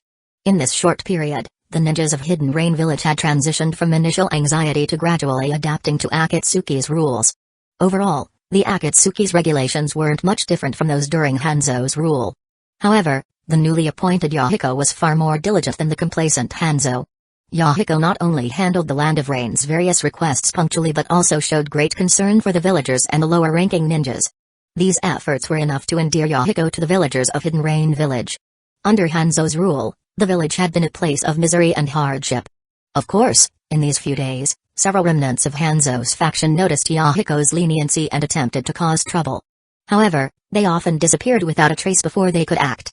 This reminded the remaining Hidden Rain Village ninjas of Byakuya's terrifying nature. Unlike the mild-mannered Yahiko, Byakuya was known for his decisive and ruthless strikes against any rebellious ninjas. With a combination of rewards and punishment, the Akatsuki effectively completed their takeover of Hidden Rain Village. Once everything settled down, Byakuya was summoned to the Hidden Rain Village Tower. Seeing Yahiko seated in the leader's chair, with Nagato, Konan, and others by his side, Byakuya instinctively frowned and asked, Yahiko, why did you call me here? Are Hanzo's remnants causing trouble again? Yahiko gently shook his head, thinking to himself that Byakuya's bloodlust was indeed strong. However, without Byakuya's thunderous methods, Hanzo's old followers would never have conceded. After a moment of contemplation, Yahiko spoke, I called you here today to fulfill our agreement from the other day. Do you remember our bet? Byakuya nodded slightly and replied, of course I remember, and you've already lost that bet. Hearing this, Yahiko sighed softly and said, yes, I overestimated Hanzo's magnanimity. He really did act against the Akatsuki, even though we had no intention of ruling Hidden Rain Village. I told you, you were too naive. Byakuya, you were right. Yahiko nodded and continued, so, now you are the leader of the Akatsuki. If you wish, you can also become the leader of Hidden Rain Village and guide us forward. At this point, Konan and Nagato, who were standing beside Yahiko, were taken aback but did not object. Although Byakuya was immature in some aspects, he was undoubtedly the greatest contributor to their victory. Without Byakuya, it might have taken the Akatsuki many more years to control the Land of Rain.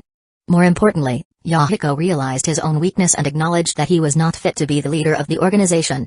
I will become the leader of the Akatsuki. Pausing for a moment, Byakuya stared at Yahiko and said seriously, but you should remain the leader of Hidden Rain Village. I don't like dealing with nobles and officials. Compared to me, you are more suited to be a true leader. Byakuya was speaking from his heart. Having proven himself with the necessary judgment and resolve, Yahiko had become a competent leader and was the perfect choice to lead Hidden Rain Village. As for Byakuya, he only needed to serve as the head of the Akatsuki from the shadows. In just a few sentences, the matter of who would lead the Akatsuki and who would lead Hidden Rain Village was settled. Naturally, Conan and Nagato became elders of Hidden Rain Village.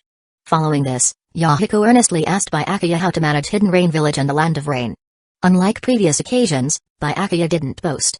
Instead, he handed Yahiko a small booklet containing governance methods he had read about in his past life. These could serve as references for Yahiko. Since the past life and the ninja world were vastly different, many methods couldn't be directly applied. Yahiko accepted the booklet and, after casually flipping through a few pages, his eyes lit up as he found solutions to many previously troubling issues. After completing the handover of leadership at the meeting, Byakuya planned to leave. Now that he was the leader of the Akatsuki, he could expand his departments without restraint, allowing for greater feedback.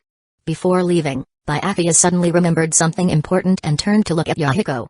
Seeing Byakuya's gaze, Yahiko showed a puzzled expression. "Byakuya, is there something else?" Byakuya nodded and asked, "By the way, is the Akatsuki an organization under Hidden Rain Village, or is Hidden Rain Village subordinate to the Akatsuki? Is there a difference?" Yahiko didn't understand Byakuya's point. Byakuya shook his head and explained, "I believe the Akatsuki's status should be above Hidden Rain Village. After all, our vision shouldn't be confined to the Land of Rain. The Akatsuki's ideology needs to spread across the entire ninja world." Byakuya's words resonated with Yahiko. The Akatsuki certainly couldn't be limited to Hidden Rain Village. However, with the Akatsuki's current strength, controlling Hidden Rain Village was already their limit. It would take several years just to stabilize the Land of Rain. Setting their sights beyond the Land of Rain now seemed a bit overly ambitious. But Yahiko wasn't one to dwell on details. He said, "If you wish, the Akatsuki's status can be above Hidden Rain Village, but for now, the Akatsuki and Hidden Rain Village are one entity with no distinction." Just asking casually. Byakuya said as he left the Hidden Rain Village office, hearing a series of system notifications in his mind. Hidden Rain Village Ninja 20 has joined the Akatsuki. You have received chakra fragments. Hidden Rain Village Ninja 20 has joined the Akatsuki. You have received water style fragments. Hidden Rain Village's salamander has joined the Akatsuki. You have received salamander poison. Hidden Rain Village, sitting in the central tower. Byakuya clicked through the notifications for several minutes before claiming all the rewards. The system's rewards included ninja technique packs, chakra insights, and fragments. Although the joining of Hidden Rain Village ninjas didn't bring high-level secret techniques or bloodline limits, they significantly boosted Byakuya's basic stats. The system's final evaluation also upgraded from initial Kage level to mid-Kage level. Byakuya generally trusted the system's power evaluations, but not entirely. He could go toe-to-toe with Hanzo of the Salamander even at the initial Kage level. Although Hanzo didn't have his salamander with him and had been exhausted by a series of battles, Byakuya also didn't fully utilize his wood style, and yin-yang style, abilities. Both sides had held back, so the initial Kage level rating was questionable. Not dwelling on it for long, Byakuya closed the system panel and headed to the Anbu base. He had one important task left to complete, persuading Hanzo to join the Akatsuki. Despite his aged status and diminished power, Hanzo still held considerable value. It would be a waste to turn him into just another pain's path. Chapter 85, The Death of the Demigod. In the VIP prison of the Anbu base, Byakuya encountered a disheartened Hanzo. After losing to the young members of the Akatsuki, this demigod seemed to have lost all his vitality and spirit. He now looked like a decaying old man waiting for death, exuding an air of rot. Hearing footsteps echoing down the corridor, Hanzo lifted his eyelids. Seeing that the visitor was Byakuya, he gathered his remaining energy, his eyes filled with complexity, and slowly spoke, "Byakuya, why have you come? To send this old man off? Yahiko wanted to kill you, but I persuaded him to spare your life." Byakuya replied. "It's only you who truly wants me dead," Hanzo said with a hint of helplessness. He knew Byakuya was but a true mastermind, a devil in human's clothing. In comparison, Yahiko was far more sincere and honest. If not for Byakuya, he would have already eliminated the Akatsuki. Byakuya shook his head and sighed, "I saved your life, and yet you doubt my intentions. Do you really think that without joining the Akatsuki, I couldn't have played Yahiko and the others to their deaths?" Hearing this, Hanzo squinted his eyes, wanting to hear more of Byakuya's words. "Do you know why I joined the Akatsuki, Hanzo-sensei? Aside from Nagato being my clanmate, it's because Nagato possesses the Rinnegan." "Rinnegan?" Hanzo's expression stiffened. During their previous battle, he had suspected Nagato's eyes were the Rinnegan. Now, hearing Byakuya confirm it, he was utterly shocked. The Rinnegan, like the Byakugan and Sharingan, was one of the 3 great Dujutsu, but it was the legendary eyes of the Sage of 6 Paths, with power enough to change the world. Byakuya continued, Hanzo-sensei, your strength is considerable, but can you compare to the Rinnegan? Remember the Shinra Tensei and Bansho Tenin that Nagato used? Those are just a few of the many abilities of the Rinnegan. Besides, Nagato can't even utilize a tenth of its power. If you had harmed Yahiko and driven Nagato to despair, do you think you and Hidden Rain Village would have survived?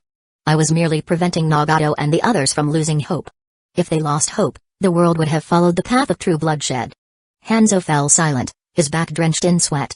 If the Rinnegan was indeed that powerful, everything Byakuya said could very well happen. In that case, he would be doomed. However, after thinking carefully, Hanzo's gaze fell on Byakuya. Compared to the idealistic Nagato and others, Byakuya was the real monster, his terror no less than Nagato's.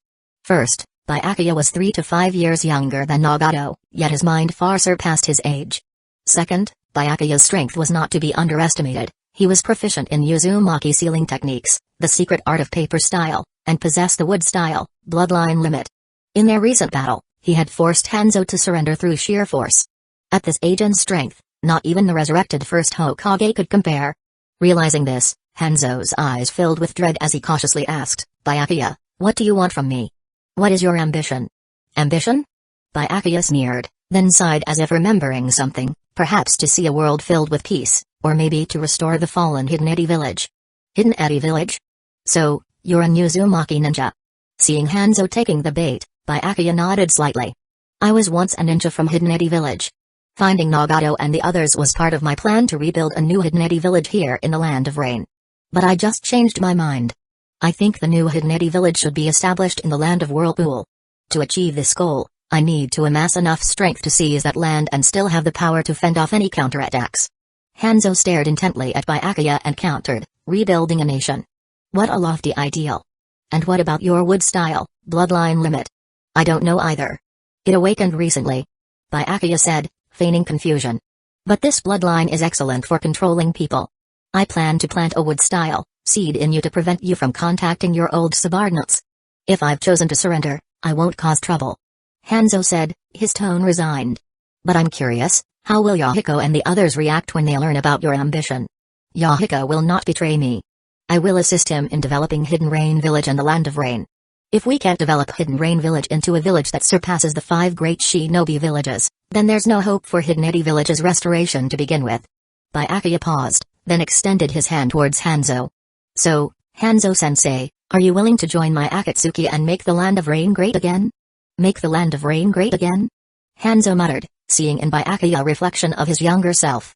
The difference was that Byakuya was stronger and more ambitious, not just aiming to match the 5 great shinobi villages but to become number 1. That was a dream Hanzo had never dared to imagine in his youth. Trembling, Hanzo extended his arm but then withdrew it quickly, muttering to himself, it's impossible. Hidden Rain Village can never surpass the 5 great shinobi villages. The fate of the Land of Rain is to be confined to this battleground. No matter how many attempts, it will always return to square one, if not worse. Seeing the demoralized Hanzo, Byakuya's eyes filled with contempt as he sneered, this is the so-called demigod of the ninja world, the former idol of Yahiko and Nagato? It seems you're just a coward who fears the 5 great shinobi villages' retaliation. You're just someone who indulges in comfort and fears death. I admire Hanzo who wields the sword against the 5 great ninja villages, but I hate the corrupt demigods. Upon hearing Byakuya's mocking words, Hanzo knew he was deliberately provoking him, attempting to reignite his spirit. However, his original intentions had long been lost in the rainforests of the Land of Rain. Nevertheless, for the sake of the Land of Rain's hope, Hanzo sighed and said, stop provoking me. If it's for the Land of Rain, then I agree. But my old bones are of little use now. Don't expect too much from this demigod. Demigod. Hearing this, Byakuya shook his head and replied, Hidden Rain Village doesn't need the protection of a demigod. But the Akatsuki does need qualified instructors to train ninjas who operate in the darkness. If you want to join us, the first thing you must do is abandon the title of demigod. The name of demigod only attracts attention and brings no real benefits. Also, it is cringe. Chapter 86, Byakuya's strategy. Byakuya's words left Hanzo momentarily silent. He wasn't clear why Byakuya dismissed the title of demigod. Although there was a significant gap between being a demigod and being a god of shinobi, the title of demigod brought tangible benefits to the Land of Rain. Without it, the Land of Rain would likely have been drawn into the upcoming Great Ninja War, a war not just between Akatsuki and Hidden Rain Village, but a massive conflict sweeping across multiple nations. This was the power of reputation. Simply having the title of demigod was enough to deter the unscrupulous. Byakuya guessed Hanzo's thoughts and said cunningly, if Hidden Rain Village only confines itself within the borders of the Land of Rain, then the title of demigod is indeed more beneficial than harmful. However, if we want to expand outward, the title of demigod becomes a hindrance. If everyone fears the demigod, how can we develop and expand? You make some sense. After pondering, Hanzo had to admit that Byakuya saw farther than him. He had only wanted to use the title of demigod to protect the Land of Rain, but this had aroused the suspicions of the major ninja villages. During this upcoming Great Ninja War, he had even considered annexing neighboring smaller ninja villages. However, the presence of Hidden Stones Village and Hidden Leaf Village troops stationed on the borders of the Land of Rain had deterred him from participating in the war, extinguishing his last trace of ambition. However, as a failure, Hanzo was curious about Byakuya's view of the Land of Rain. Byakuya didn't hold back either. He extended two fingers and directly laid out the strategic plans he intended to implement in the future. Simply put, the Land of Rain aimed to distinguish itself among the numerous ninja villages. The strategy involved accumulating resources, biding their time, and gradually gaining strength. In the Great Ninja War, they would only join the fray at the last moment. After hearing Byakuya's strategic plan, Hanzo frowned and said, Byakuya, your idea is good, but if it's about development, Hidden Rain Village can't compete with the 5 great shinobi countries. Indeed, that was the case. Whether in terms of land area or population, the Land of Rain lagged far behind the 5 great nations. This was also why the 5 great shinobi countries had always maintained their lead over other ninja villages. A sufficient population could produce enough ninjas, even if they lost more in war than the entire population of Hidden Rain Village. Over time, the 5 great shinobi countries could gradually replenish their losses. Listening to Hanzo's words, Byakuya revealed a mysterious smile. Yes, as long as the 5 great shinobi villages don't fall into chaos, the Land of Rain can never surpass them. But this upcoming Great Ninja War is about to end. Once they lose external conflicts, what will they do? They will plunge into internal strife due to uneven distribution of benefits. Hanzo answered on behalf of Byakuya. He now fully understood Byakuya's thoughts. This was a straightforward strategy. Akatsuki needed only to lie low. However, this task could only be carried out by Byakuya, Yahiko, and others from Akatsuki. Even though he knew this method couldn't be implemented, because he was already old, he might die in bed any day now. Time was on Byakuya's side. After listening to Akatsuki's future strategy, Hanzo had lost interest in the specifics. Byakuya's plan required at least several years to implement.